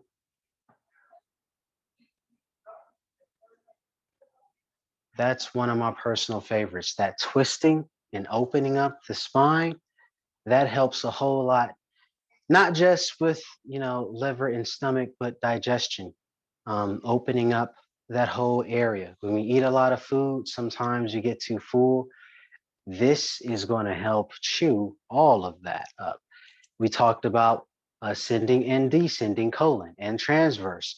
All of these things, as you breathe in and breathe out, they're getting mushed and compressed and splashed around. So we're massaging all this stuff with oxygen. Yeah, we're making a lot of pressure and we're moving, increasing that pressure, hence that twisted catch-up packet.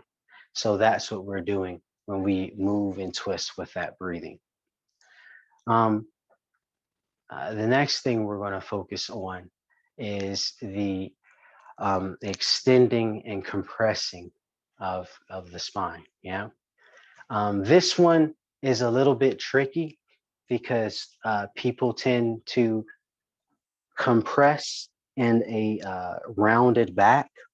That's kind of why I did the happy dog, sad dog at the beginning, to focus on keeping the spine upright. You can tilt the head down, that's fine, but tilting the shoulders and rounding out the back, that's not what we want to do for this exercise in particular. So the compression of the spine, when we, bring everything in, what we're doing is imagine someone's pushing your head down. You would mimic that. So it's a compression of the neck, a compression of the disc or of the spine. You're compressing the low back. Everything is getting smushed just vertically. We're not going to do any rolling or anything like that. We're just smushing everything out. Yeah. And then we're going to open and extend. We have this accordion that we're doing. Yeah. So the movements to help with this, when we reach on up, we're trying to grab the fence like in sandlots, and we're going to pull ourselves up. As we pull, when we push the palms down, this is going to push our shoulders and clavicle and open up the neck. We're going to, capitalize on that by extending the neck even further. So as we push down, we're going to lift up the spine, lifting the head, tucking that chin slightly. This is stretching the spine. Yeah. When we compress, everything gets pushed together. Yeah. So we're standing upright, but we're compressing the neck, compressing the thoracic, tucking this tailbone, and making ourselves small. When we open up, we reach up, push down, and lift the head to heaven. Yeah. This is that internal stretching. So we're going to do this 10 times, very, very, very slow. We're going to start with reaching up. So hands all the way up, grab onto that ledge, push yourself up over the fence. And as you push, lift the head. Good. Tuck that tailbone, get that stretch. Slowly compress the neck, slowly compress the shoulders, slowly compress the spine. Make yourself small. Good. Open up.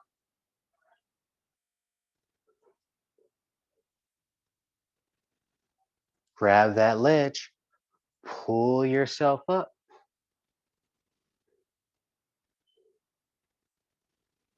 As you push the hands down, lift the back of the head, tuck the chin slightly so you have this upward filling. Good. And compress. 1.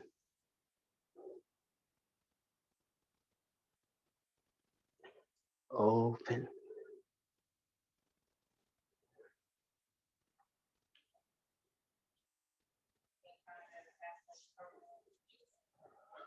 Pull yourself.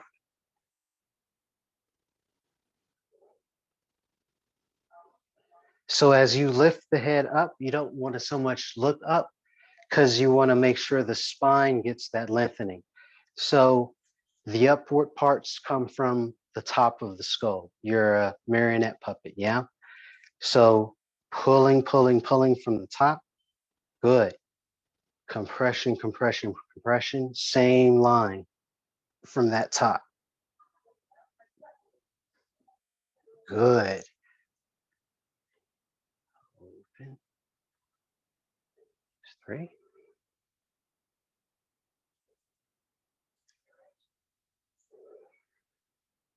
Press.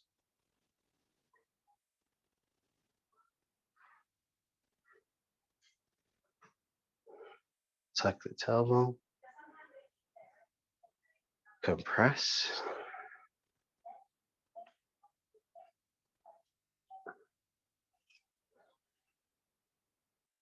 Open.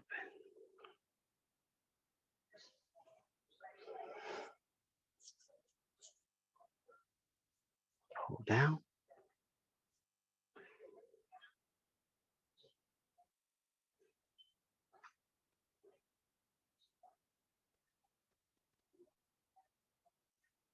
Compress.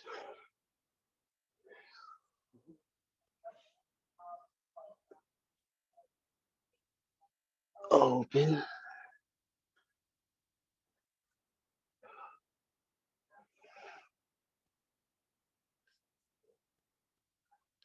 Pull yourself up.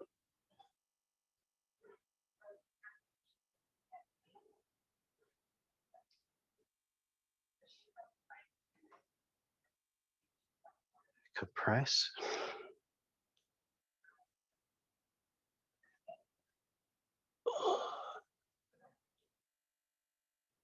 Good. Open.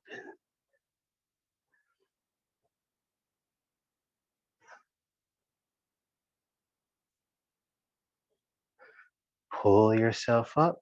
When you push down, just imagine you're pushing a beach ball in the water. Really push.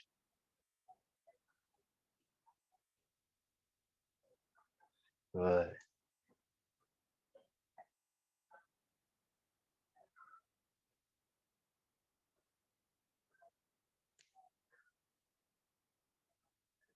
Three more times.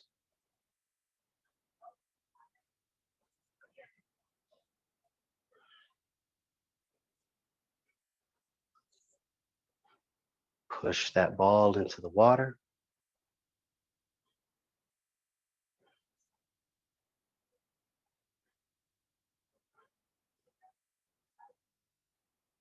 Press.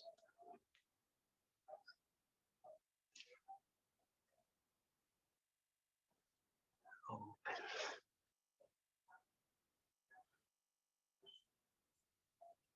Two more times. Pull yourself up.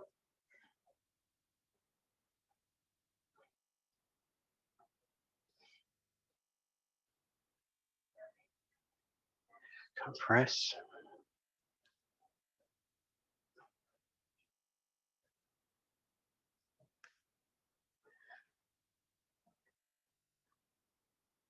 One more time.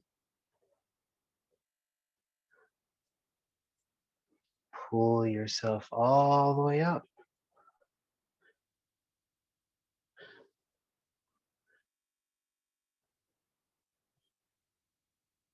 And relax. Okay, I mean, compress. My apologies. Last one.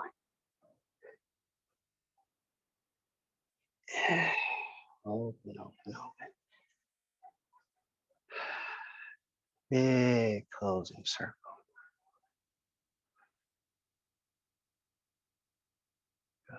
Good, good, good. Stand for just a few seconds and check in.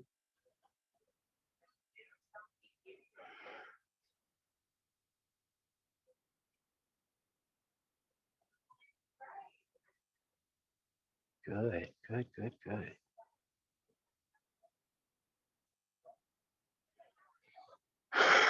Check everything out.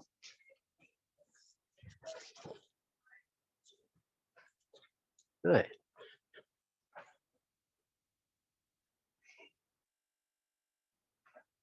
Good, good, good, good, good, good.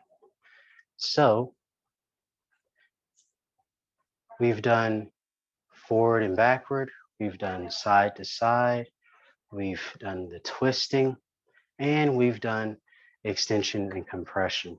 So we've broken down all of those steps. Now we're going to do the form again, and we're going to take note of what it feels like in our body. We're going to do it a total of 10 times. Before I go into it, is there any questions or concerns I should address on any of the warm-ups that we've done?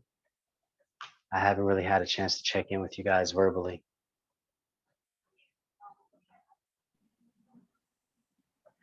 I have a question about movement inside the form, not necessarily the warm-ups. Okay. Okay, cool. When the legs are rotated inwards and outwards, just the nature of where that rotation's coming from, Oh, as well as when we roll up and down to the sides, what I was experiencing was that my weight distribution wanted to tip towards the direction I was going, and I could shift it to the other leg, and both those induce different sensations. So I wondered if you could speak to both the rotation and the weight distribution in those exercises. yes. So when the feet were forward, together, and out, the wiping, yes. So the part one of that question in regards to where does the rotation come from? So your feet are going to be obviously where, you know, kind of your guiding point, but you obviously have to do work in your thighs. Yeah. You have to do work like in your hips. A lot of the rotation is going to be in the urogenital pelvic floor. When the feet are rotated forward, you're going to have more of a closing in the front of the inguinal area, but it's going to be more open in the back in the sacral area. Versus when the feet are heels out and toes together, you're going to have more of an opening in the inguinal area, but you have more of a closing in the joint where the sacrum and the iliac crests meet. So this in and out, it works as a type of a pump. I'm only talking about bones. I haven't, talked about the femoral artery, the femoral nerve, all these areas that are in the inguinal aspect of the legs. When they're opened, all that blood flow and circulation is getting, pumped. That open and closing of the legs is kind of like when you are open and then you squeeze the arm. You're squishing the blood out and you're opening it up. So whenever you do that rotation, it's going to take place in the feet and in the like the actual joint where you move it. As far as weight distribution, when you're shifting from side to side, you will have minute muscle movements and twitches that will help stabilize your body. So if you were to just stand still, upright and to shift your weight from side to side, you're going to feel vastus medialis, vastus lateralis do different things. You're going to feel your hamstrings do different things just from shifting. So while you're doing a stretch or while your muscles are also being twisted, shifting the weight will engage different aspects of those muscles. So again, if you're doing a stretch and you're massaging and the palm is up, it's going to feel different when you do the same massage, but the palm is to the side versus the palm is down. You're twisting the arm and you're engaging different muscles and torquing different muscles. So to have weight shifted, that's going to engage different areas of the body or muscles in the leg. Does that make sense? Did that answer your question? It does make sense, and it ties to what my experience was. I wonder if there's something that we're going for. Are we, or are we just searching for an exploration of playing around with that different distribution? In other words, are we trying to favor our right or our left when we face that direction, or keep the weight centered? Okay. I see what you're saying. So when we, that's a good question. We shouldn't necessarily favor any one side. We're just exploring when we do left or right. Mind you, if you have any pain, you might automatically adjust your body a certain way. If you have any like old injuries or like areas where it just feels, I feel more comfortable. My muscles feel more stable in certain positions. You might get used to just certain muscle memory programs in your body. So we're just playing around with opening up what our body can do, good or bad. We're just observing. And then we're just taking in information as far as I can only do this or it's only going this far. Okay, let's play around. And then over time, we observe more opportunities to build and develop. So there's no necessarily, there's no one thing we're looking for apart from what do you feel? Because, no matter how many times I've taught, you've had your body longer than I've been teaching. So, you are going to experience different things in muscle memory and muscle favoritism might be different for you. So, and also take into consideration, everyone's working from home now. So whatever muscle memory you did have, it might change and alter as you do these same exercises. So, working out at the gym is very different from I do cardio at home. Very, very different, situation. So any other questions, comments? I'm open to them. I want to just interact a little bit because I realize I've been saying a lot and I don't know what you guys think about words and ideas. So anything? Cool. All right. So that was just it. Oh, yes. Oh, okay. No, that was it. Cool. So we're going to do the form And then we're going to kind of replay those movements now that we've done all the drills and see how it feels. Yeah. And if you guys have any questions on the form or any other stretches after we do it, please, please, please say something and I will go into that. So let me put this back where it was. Great, great, great. All right. So for this one, again, the 8 directions of the spine. We're going to do this the traditional way with commencement breath. Yeah. So feet together. Bend the knees so that the weight is into the into the feet. Step out to the left and connect with those 9 points in one hollow.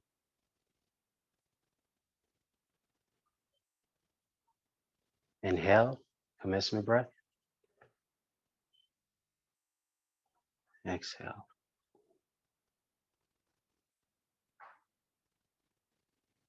Turn the palms out. Bring them up towards the face. Wipe down. Roll the spine down. All the way to the feet. Roll over the toes. Wipe up the outer aspect of the leg as you roll the spine. Good. Wipe your belt all the way to your back. As your hands are on your back, look all the way up and look all the way back. Extend, extend, extend. Extend up. As the palms go, hands go down on the left, hand come up on the right. Extend. As this hand comes up and reaches its zenith, the other one comes to replace it. Reach, reach, reach.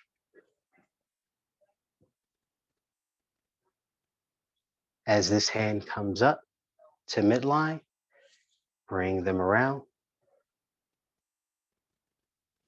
Rotate.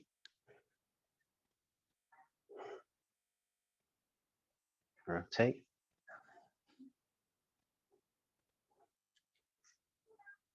As you come to center, reach all the way up. Grab the fins. Push the beach ball down into the water. Lift the head. Compress the spine. Staying upright.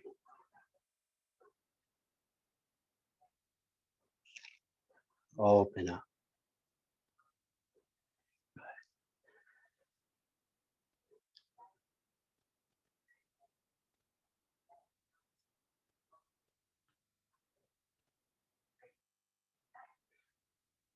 One. Commencement breath.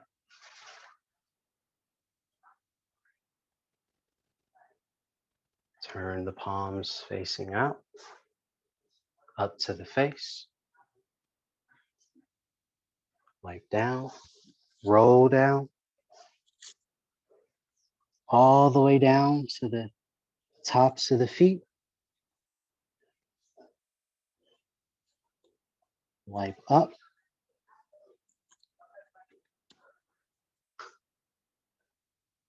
Wipe across the belt, hands on the low back. As you look up, reach back, extend. Slowly up. As the hands come down, right hand comes up. Left hand sits on the table. Reach over.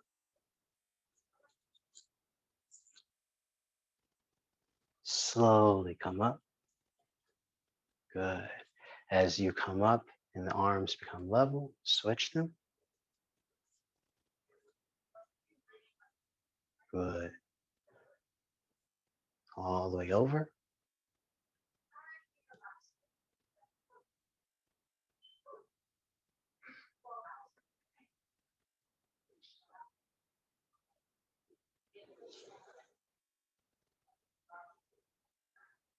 Make sure your ring is nice and sharp. Rotate, keeping the lower half still.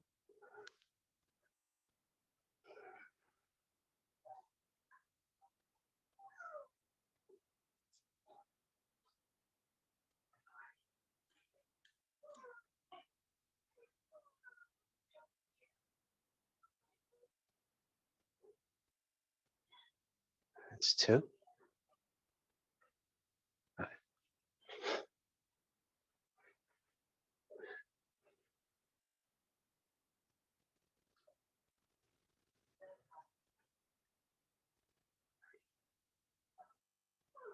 High to the face.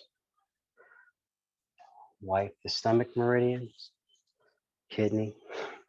As you roll the spine down, all the way into inner leg. Wipe the inner foot, go up the top of the foot, come up the outer aspect of the leg, rolling the spine up. Wipe your championship belt all the way to the back. Keep that spine upright. Stretch, stretch, stretch. Slowly up.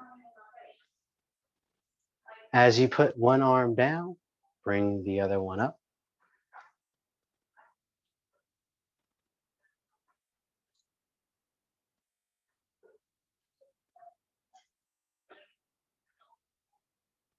Slowly come up. Switch arms. Good, good, good, good.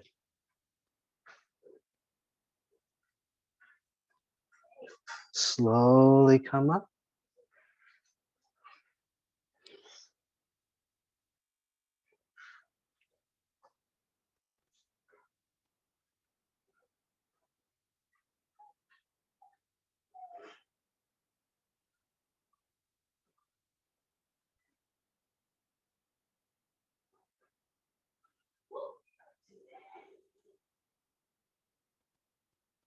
As you're here, reach all the way up. Grab that ledge. Push the ball all the way down, keeping that neck nice and long.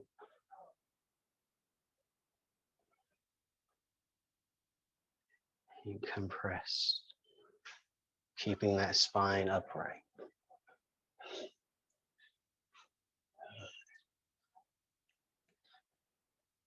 Slowly open.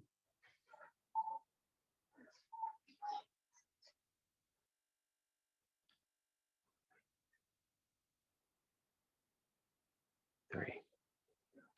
2 more.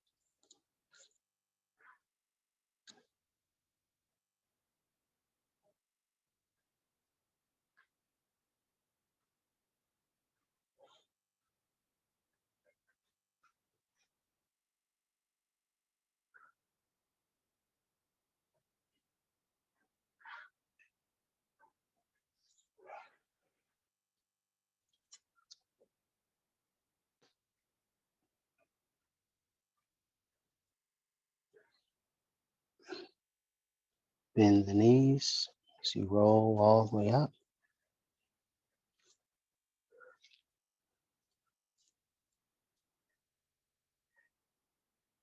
Wipe your belt. Hands on your spine. Reach all the way back. See if you can go a little bit further than before.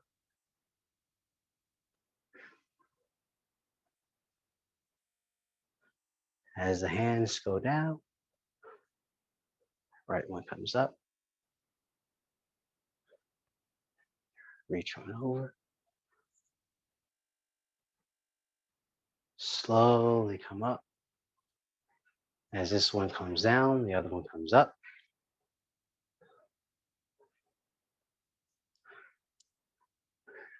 Slowly reach over.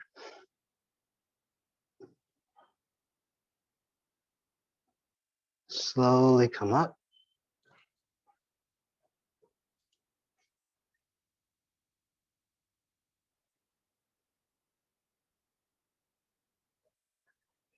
Turn, turn, turn.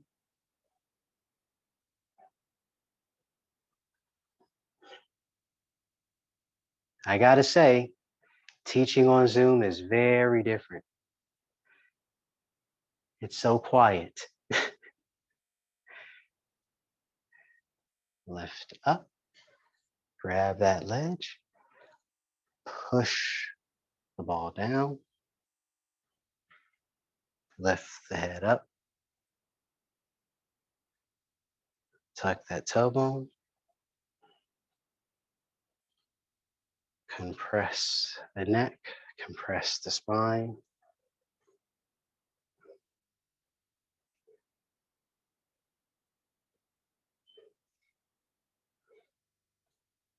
Closing circle. Yep. I believe there's one more.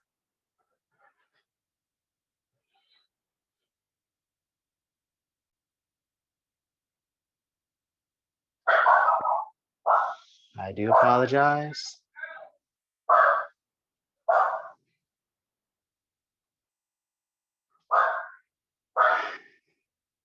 Turn, wipe the face. Down.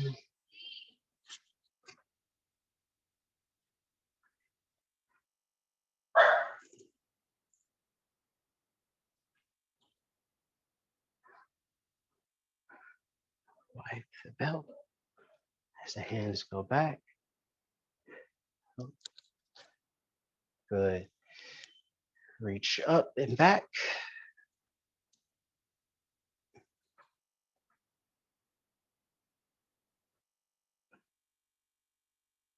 As you come up.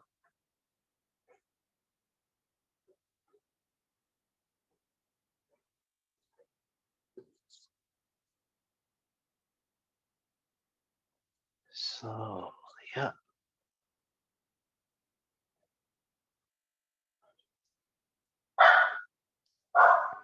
Slowly over.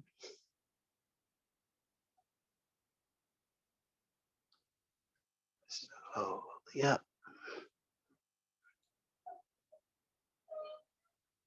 As both hands become level.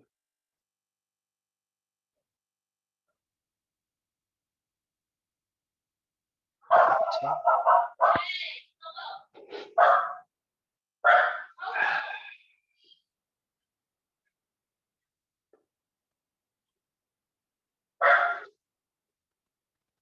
Reach up. Grab that ledge and push the beach ball into the water.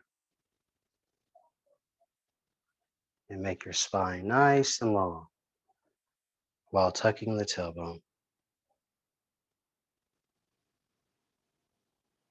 Compress everything.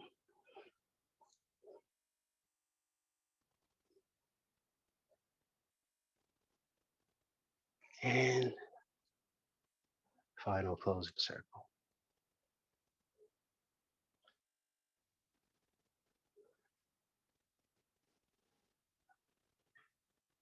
One,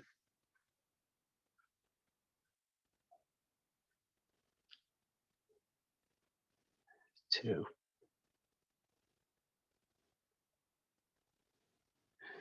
and three.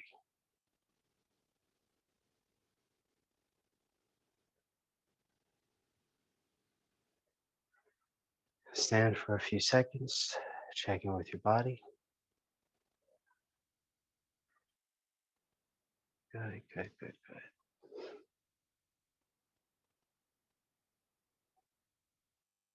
And shake everything out.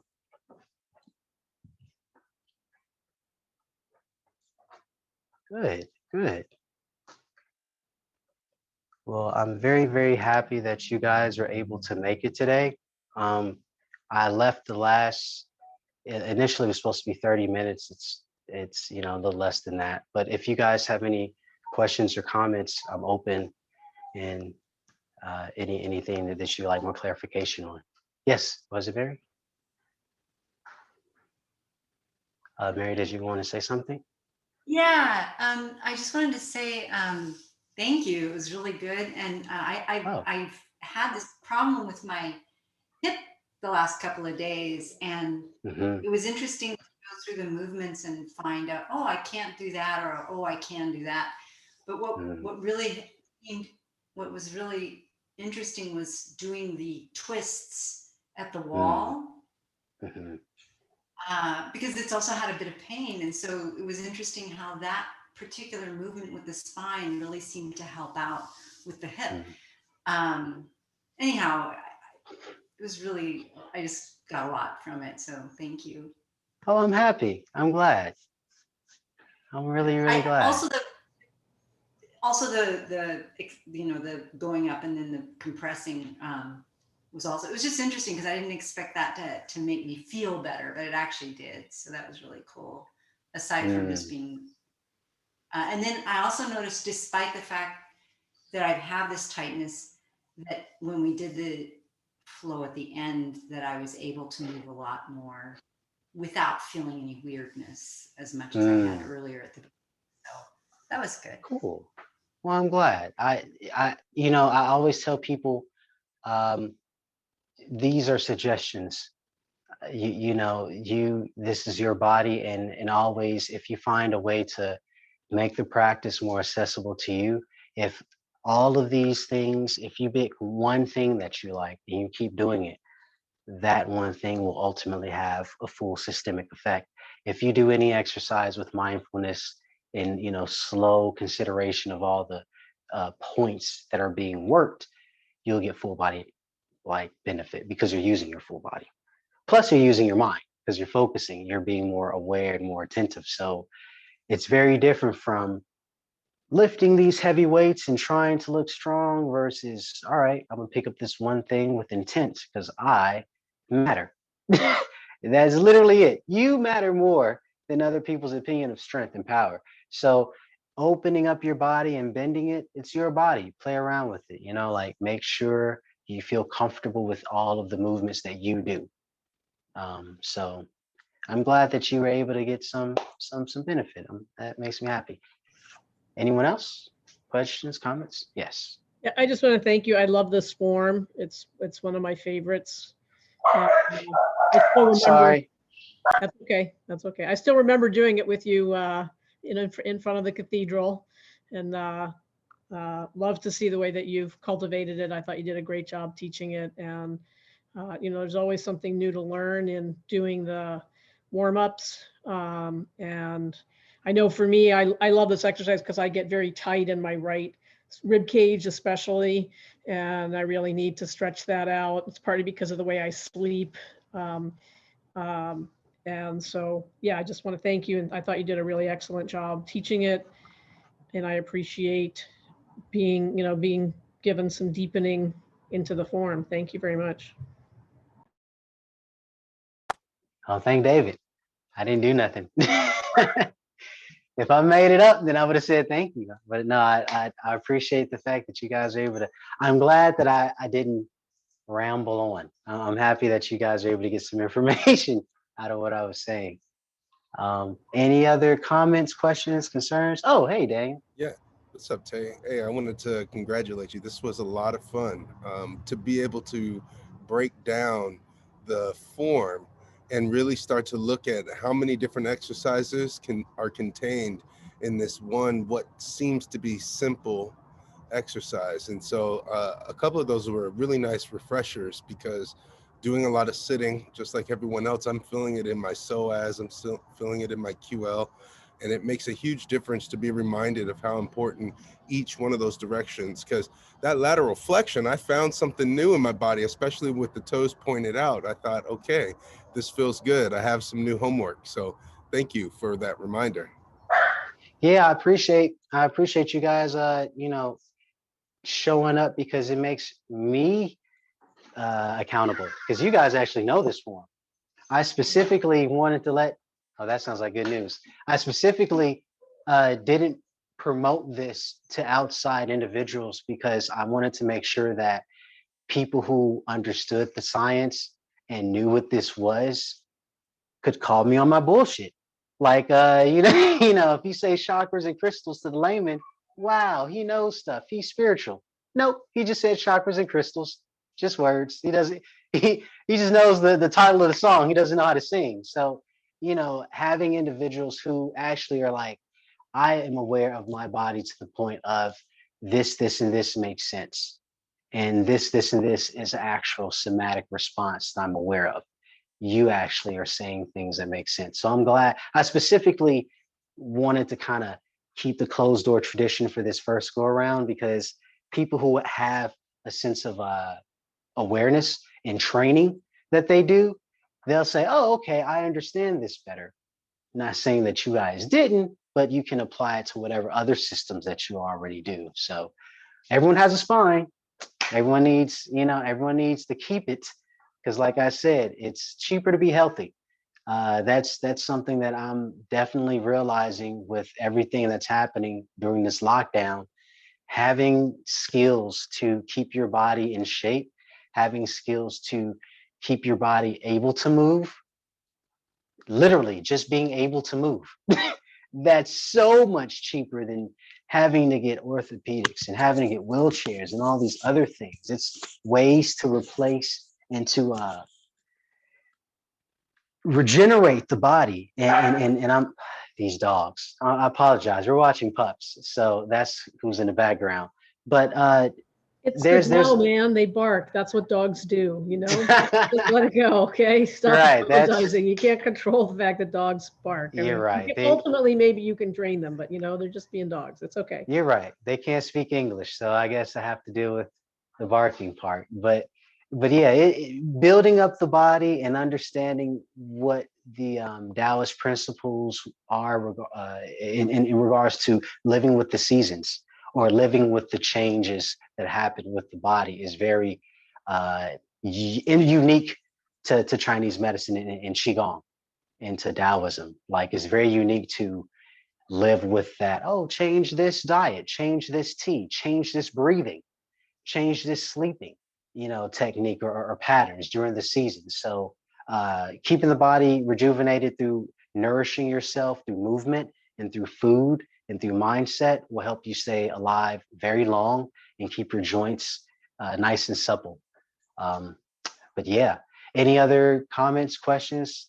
I just want to make sure you guys understand all of this, because I can't tap you on the shoulder and or back if you're doing something wrong. So anyone? Tetteh? Oh, hey, I hear a mic. I just Okay. Oh, it's hey. Irene. Hello. Could you cover just a little bit more about the when we were doing the twist, the side bend Yes. over and rooting Yes. the foot on the side that's being stretched? Yes. So when we have the foot rooted, when I say rooted, it's more of a sink your weight into this leg and lift up at the same time. So you have this separation of the ribs happening. And as you do this, you're going to just lean on over. So you have that separation, you're pushing into the floor and you're pushing up into the sky, but you're making sure that you don't collapse your shoulder to the ear at the same time. And as you do that, you go on over. So when I say rooted, I should have weighted, put your weight, like direct that down. And as you lift up, you should feel an opening or a pulling type of sensation. Over time, that'll get more deeper. It's like any type of stretch. It might feel a little stiff, but the fact that you're asking about how are you engaging this, that, and the third, that's a good start. That means you're feeling something and you want to feel more of it. Take note that that sensation that you currently feel will change. As more fascia, as more muscle, as more ligaments get more open, as the capacity is increased, the sensation changes. Yeah. So yeah, these little movements I'm saying specifically for the spine because obviously our bones are doing a lot of the work, but take note of what organs are also being massaged. and play around with breath. The twisting and the breathing, that can also be applied to inhale and go over versus exhale and go over.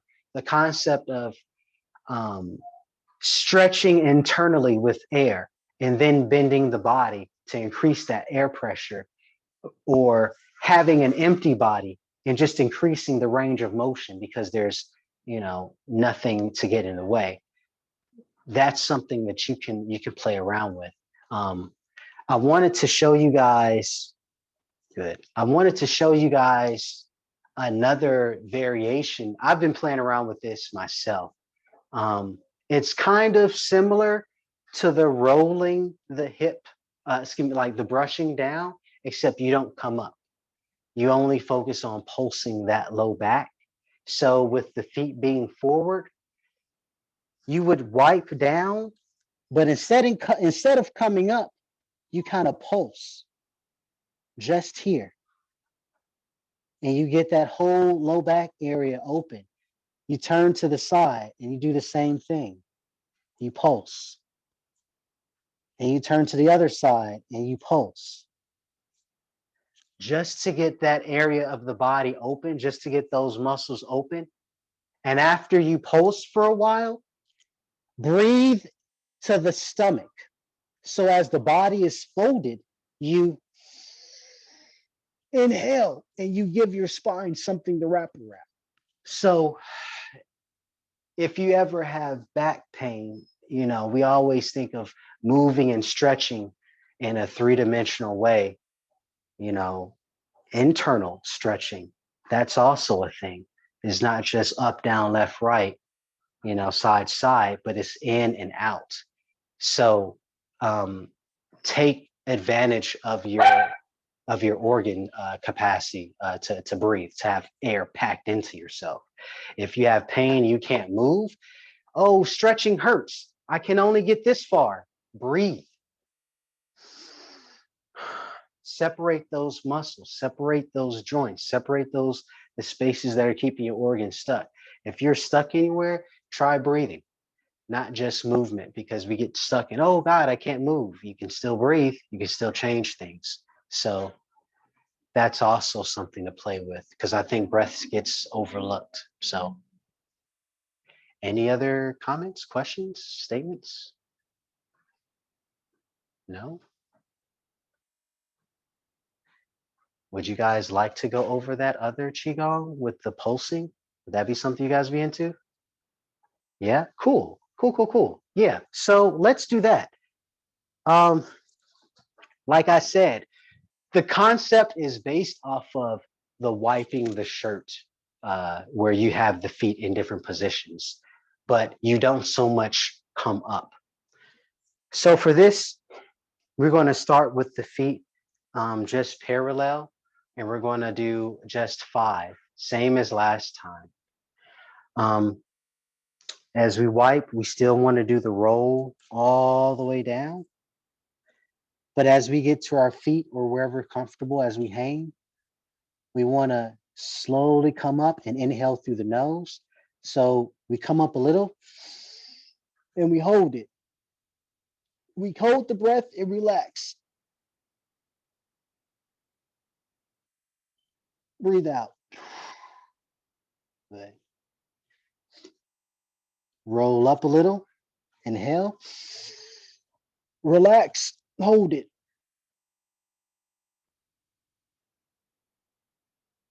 Breathe out. Good. Roll up a little. Inhale.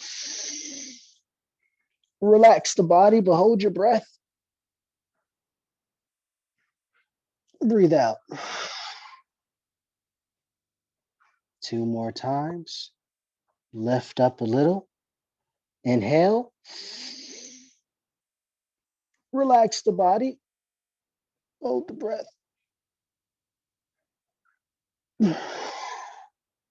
Last one. Roll up. Inhale. Relax down. And breathe out. Good, good, good, good, good, good. I'm gonna come over. How are you guys doing? How's your back feel? Good, good, good. I'm glad. Good. All right. So we're going to do that same roll up, hold the breath, but at the corners. Yeah. So I'm not going to say too much except for when to breathe in and breathe out. Pick a corner, doesn't matter. At 45 degrees, we're going to just roll down, slowly roll up, inhale, and relax. Breathe out. Slowly roll up, inhale, and relax. Exhale. Slowly roll up, inhale, and relax. Exhale. 2 more times. Slowly roll up, inhale, relax. Exhale. Last one. Slowly roll up, inhale, and relax. Breathe out. Good, good, good, good.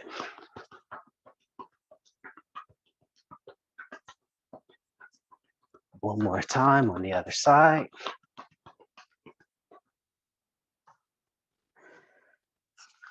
Wipe down that corner line. Slowly roll up. And relax. Breathe out. Slowly roll up. And relax. Breathe out. Slowly roll up. And relax. Breathe out. Slowly roll up. Now relax. Breathe out. Last one. Slowly roll up. Go, inhale. Relax. Exhale. Okay. Come on up whenever you're done and stand for a second. Check in with your body.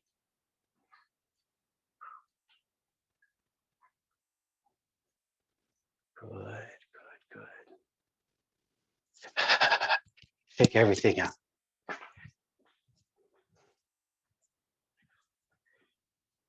Good, good, good, good, good. Did that make sense to you guys?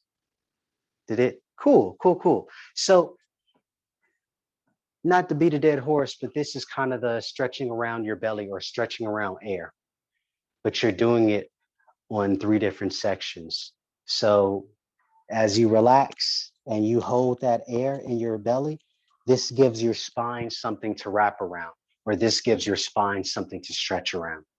So, much like it's difficult for pregnant women to bend over because it's a lot in their middle section, it's more difficult when you have air in your belly for your spine to bend over it. Yeah, we're just taking up space to give our body more things to stretch with.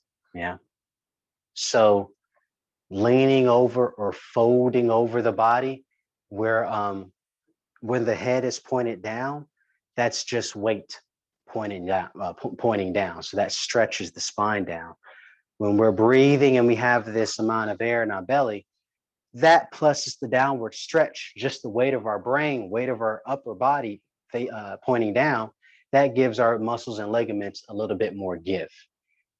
Maybe some of you guys noticed your knuckles or fingertips may have gotten a little bit closer to the ground after each exhalation.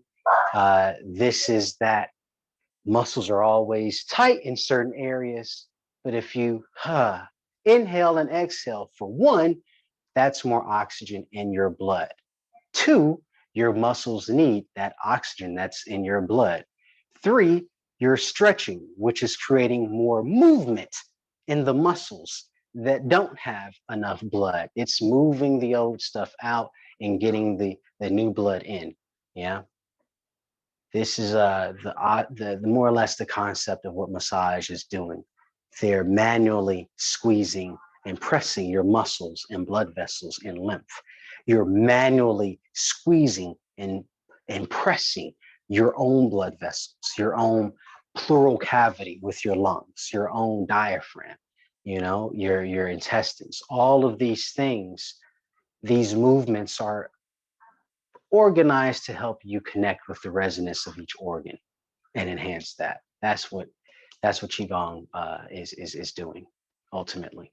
So the breath in the stretch with the feet facing forward, we're going to try that with the feet facing inward also. Okay, just the pulse. Only do what's comfortable. We're not going to roll all the way up, but just breathe into it and see what feels right for you. Okay. So with the feet, the toes pointing inward, we're going to, again, wipe down and just hang and let the body just dangle for a little bit, yeah?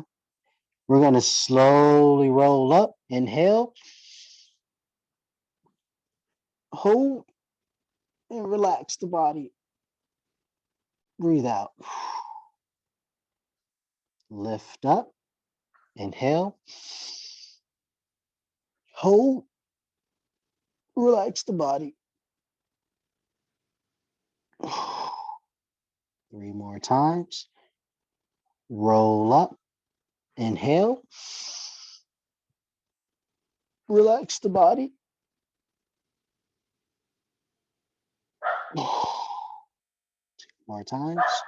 Roll up, inhale, relax the body. 1 more time. Roll up, inhale, relax the body. Exhale. Slowly come up.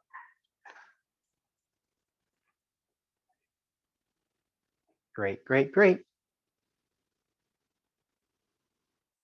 Awesome. So we're going to do the same thing at that corner. Wipe all the way down. Let yourself dangle. Slowly roll up and inhale. And then relax all the way down.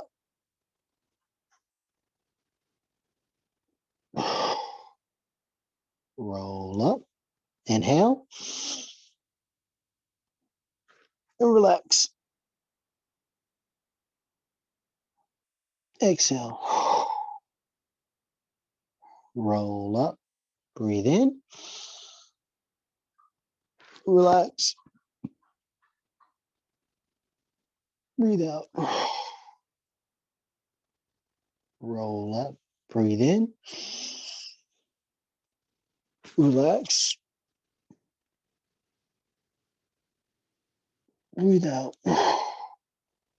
Last one. Roll up, breathe in.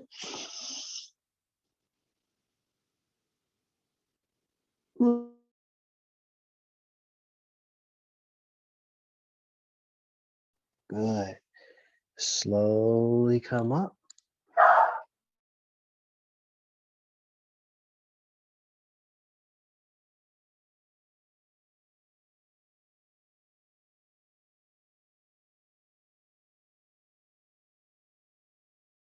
Wipe on down.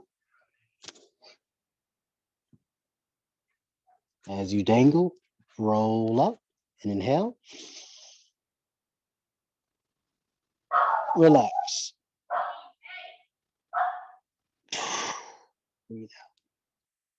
Roll up. Inhale. Relax.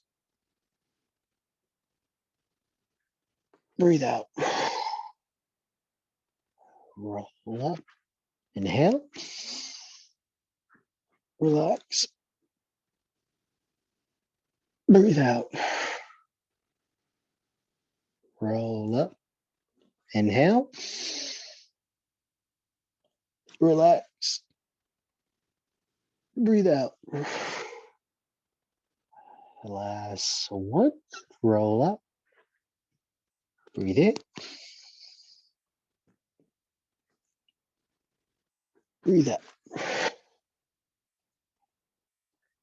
Slowly come on up.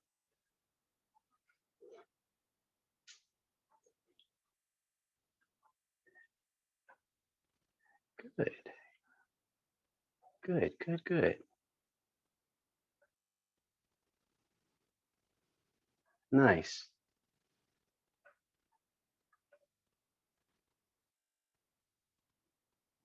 Cool, cool, cool, cool.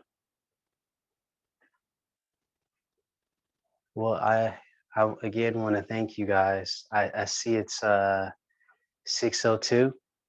You guys want to do that last one little piece before we can close on out? Yeah? Sound good? Okay. So same thing with the feet, heels in and toes out. Wipe down. Breathe in, roll up. Breathe in. Relax.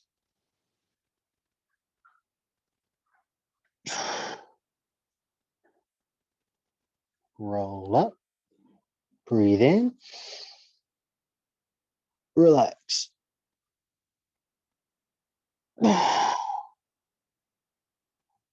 Roll up. Breathe in. Relax. Roll up. Breathe in. Relax.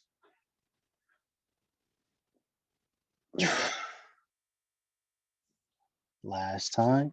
Roll up. Breathe in. Relax.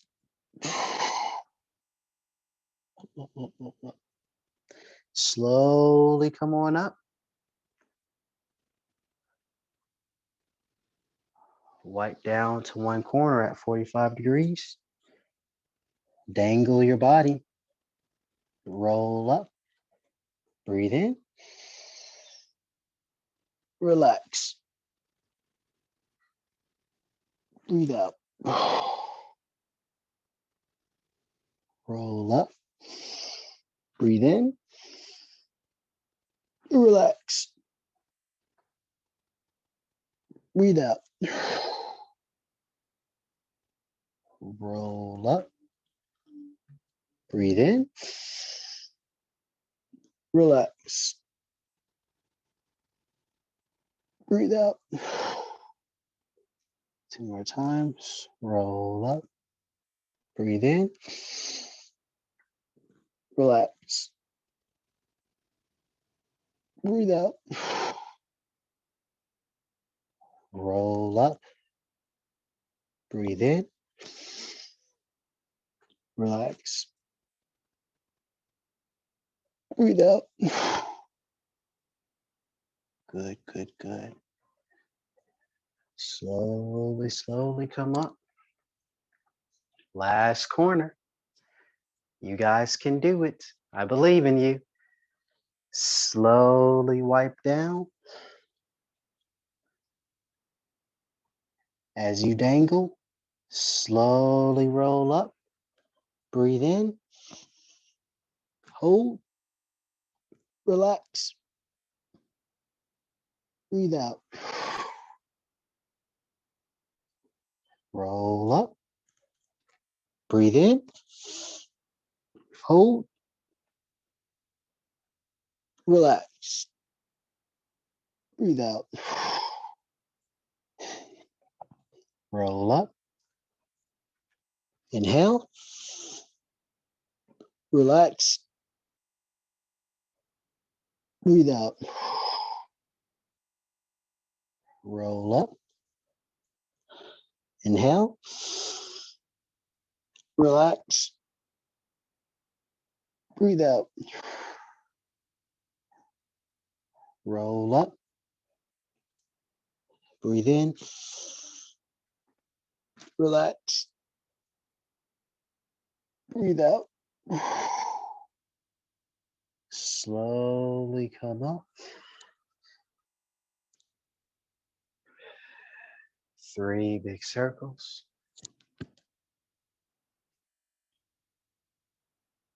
Thank you for this practice.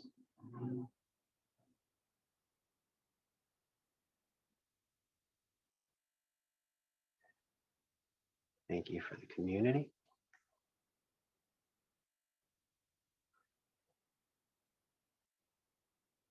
Thank you for having bodies to practice.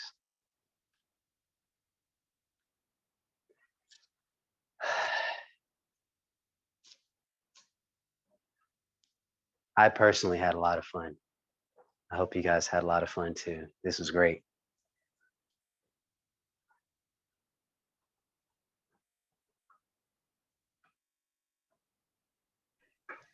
Oh my God, that totally relaxed my upper back. That last Oh, cool. piece. Yeah, it's like tractioned it. Yeah, so that was the goal of, I was playing around with, the wiping the shirt part, and this exercise, I was like, I could probably do a different or a similar take on it. So the exact same thing with the feet, because again, it's going to twist, you're opening up 2 things. You might feel a little lighter in your legs after doing this. You might feel like more open because your hamstrings don't get stretched as much. And now that you've been doing a lot of this and opening up at the waist, your back has way more pliability. A lot of people don't move at this point. They move at this point. They say, ouch, my back hurts, or I can't reach it. They don't move from this point.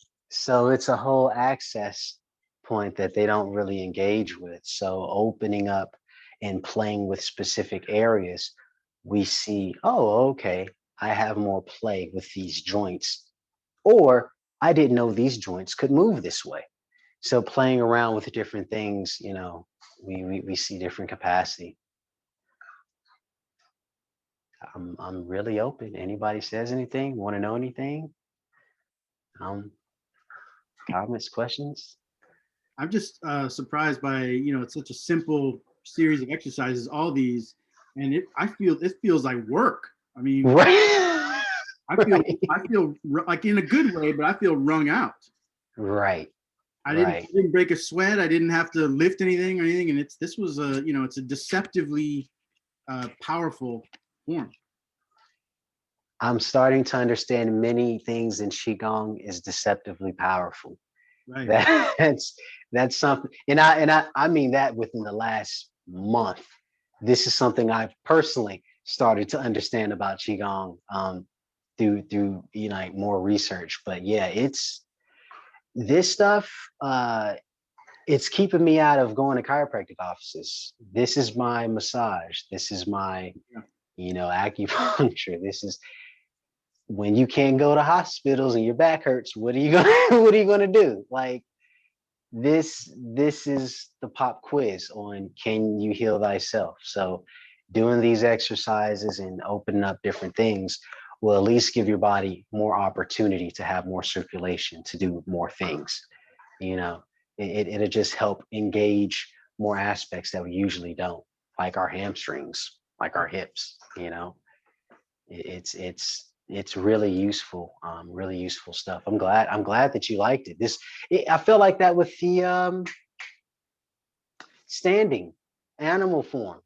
Mm-hmm. I was like, oh, that's not that bad. And then I did the breathing and I almost passed out doing dragon. So it's like it's a different sensation when you're just doing the movements, but when you do the movement with breath, that's a very different dynamic. So yeah, I agree. This is very deceptively, like, I had a student, he was in the corner just doing this.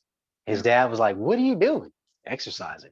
Said he started sweating in 15 minutes. His dad was looking at him like he didn't even move, like he's just been in one corner. So we are so used to the external. Oh, I go to the gym and look at my biceps, and yeah, you're working out one part of the body versus learning how to integrate when you walk. You know, your biceps are great, but your podiatrist is going to be rich if you don't have good footing. You know, if you don't have good root in how you walk, you slip off a, you know, corner of a sidewalk, that's 6 weeks gone. So body awareness, even though we practice something that has obvious, you know, medical and martial application, this is, to me, is just, it's a lot easier to live like this. It's a lot easier to be able to tie my shoes. It's a lot easier to be able to breathe without, you know, having any issues. It's a lot easier to walk up steps without thinking, wow, those are a lot of steps. There's a lot of things that, you know, we often take for granted because we have this practice. Like, you know, we think about other people and how they have to constantly live a life where pain is their reality. It's not an option. If you understand that pain can become an option, it's like, oh, okay, this only is happening because you didn't know how to not make it happen. But when you have that when you have that information, it's, pain isn't a thing. It's not a blockage. It's just something that happens. It's, you know, something that you can get around or work through. So building building the body, building the kidneys, building the yin, the substance of who we are, is something that it takes time to cultivate. You know, this isn't something that, you know, a few times is going to work.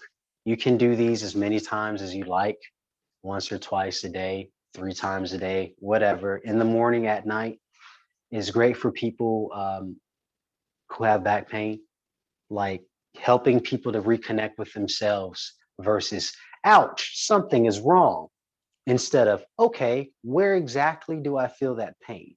Where exactly is something stuck? That's the way we should perceive it, because your body is saying, hey, something right here is a problem. Being, you know, body awareness, it's a beautiful thing.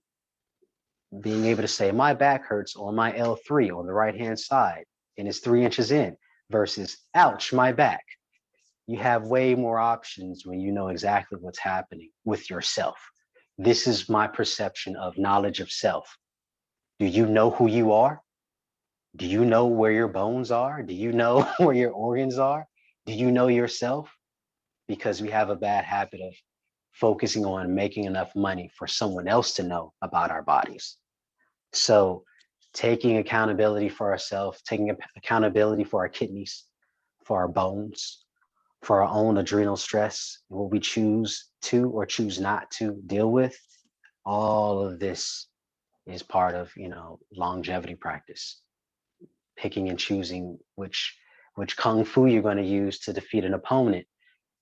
The same thing applies to, which way am I going to deal with this stressful email? Which way am I going to deal with this stressful, you know, text message or this news article or this what have you? How we deal with outside things goes back to our kidneys. Root. Kidneys deal with the emotion of fear. So I thought that this would be a very good topic today to discuss and a good thing to focus on, because fear is going to make your kidneys literally weaker. And we're living in a time where fear and adrenal fatigue is definitely a thing. So paying attention to our kidneys, moving them, stretching them, keeping them warm is all important. A good tea to have right now is cinnamon. It warms the kidneys. Ginger is good for digestion. You can put cinnamon and ginger, and there you go. Add some lemon, some honey. There you go. But like little things like that, just to keep our bodies going and to keep our circulation open. And yeah, that's pretty much it. You guys have comments, questions? Like I said, I'm really open. It's cool to talk to people who know about Qigong because I'm in Chicago, so I'm like one of 11.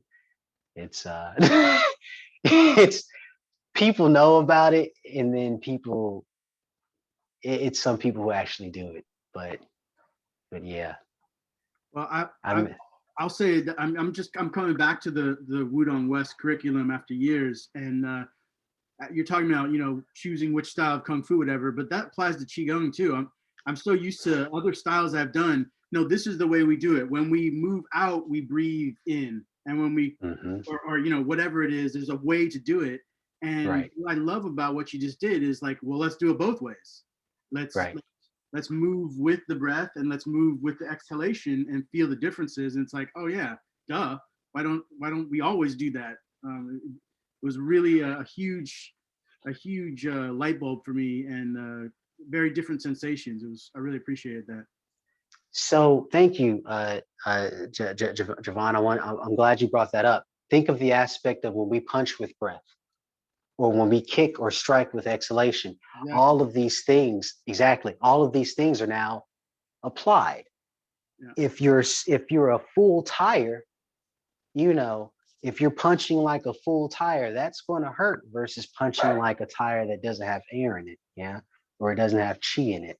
So it's a very different sensation just from, yeah.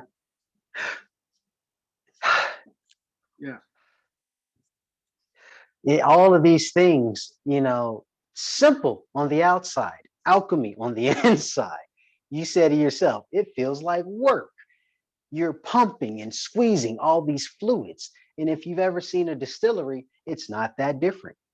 It's the same fluid, but different temperatures, different areas it has to cool off. It's the same body, different temperatures, different areas our fluid has to stay a certain, level. Gets too hot, bad things. Get too cold, bad things. So understanding the internal balance that we have and how to maintain that with internal awareness of emotion, physical structure, diet, and like sleep patterns. And pooping. That's important too. Keeping your system clean is super duper important. So all those little things, it definitely will. Longevity isn't some mysterious, concept. It comes from balance. Your car works when you pay attention to it. That's it. That's it. But I have to tend to these children. They're very loud. Thank you very much. Appreciate it. I'm glad that you guys were able to make it. I know some people dropped off and I haven't been looking at the chats, but I am also going to be setting up I'm going to be setting up a Dragon Claw training group. I want to do twice a month. I don't know how long people, I mean, an hour, maybe 2 hours or something like that, but that's also going to be in the works. So keep that in mind. And that's pretty much it. I'm going to be on the Woodon West newsletter, and I'm still working with David and still doing stuff, training with him just on Zoom. So we'll definitely link up. And I'm so happy to see all these other new brothers and sisters in Kung Fu that I haven't met per se, but I'm very happy that you guys are able to make it. And yeah, this was fun. I'm just glad that you guys were here to keep me grounded, to let me know if I was doing it right or wrong. So thank you. Cool. Thank you. It's a lot. You take care. Thanks, Tay. All right, you guys take it easy. Zaijian. Thank you so much. Okay, take care.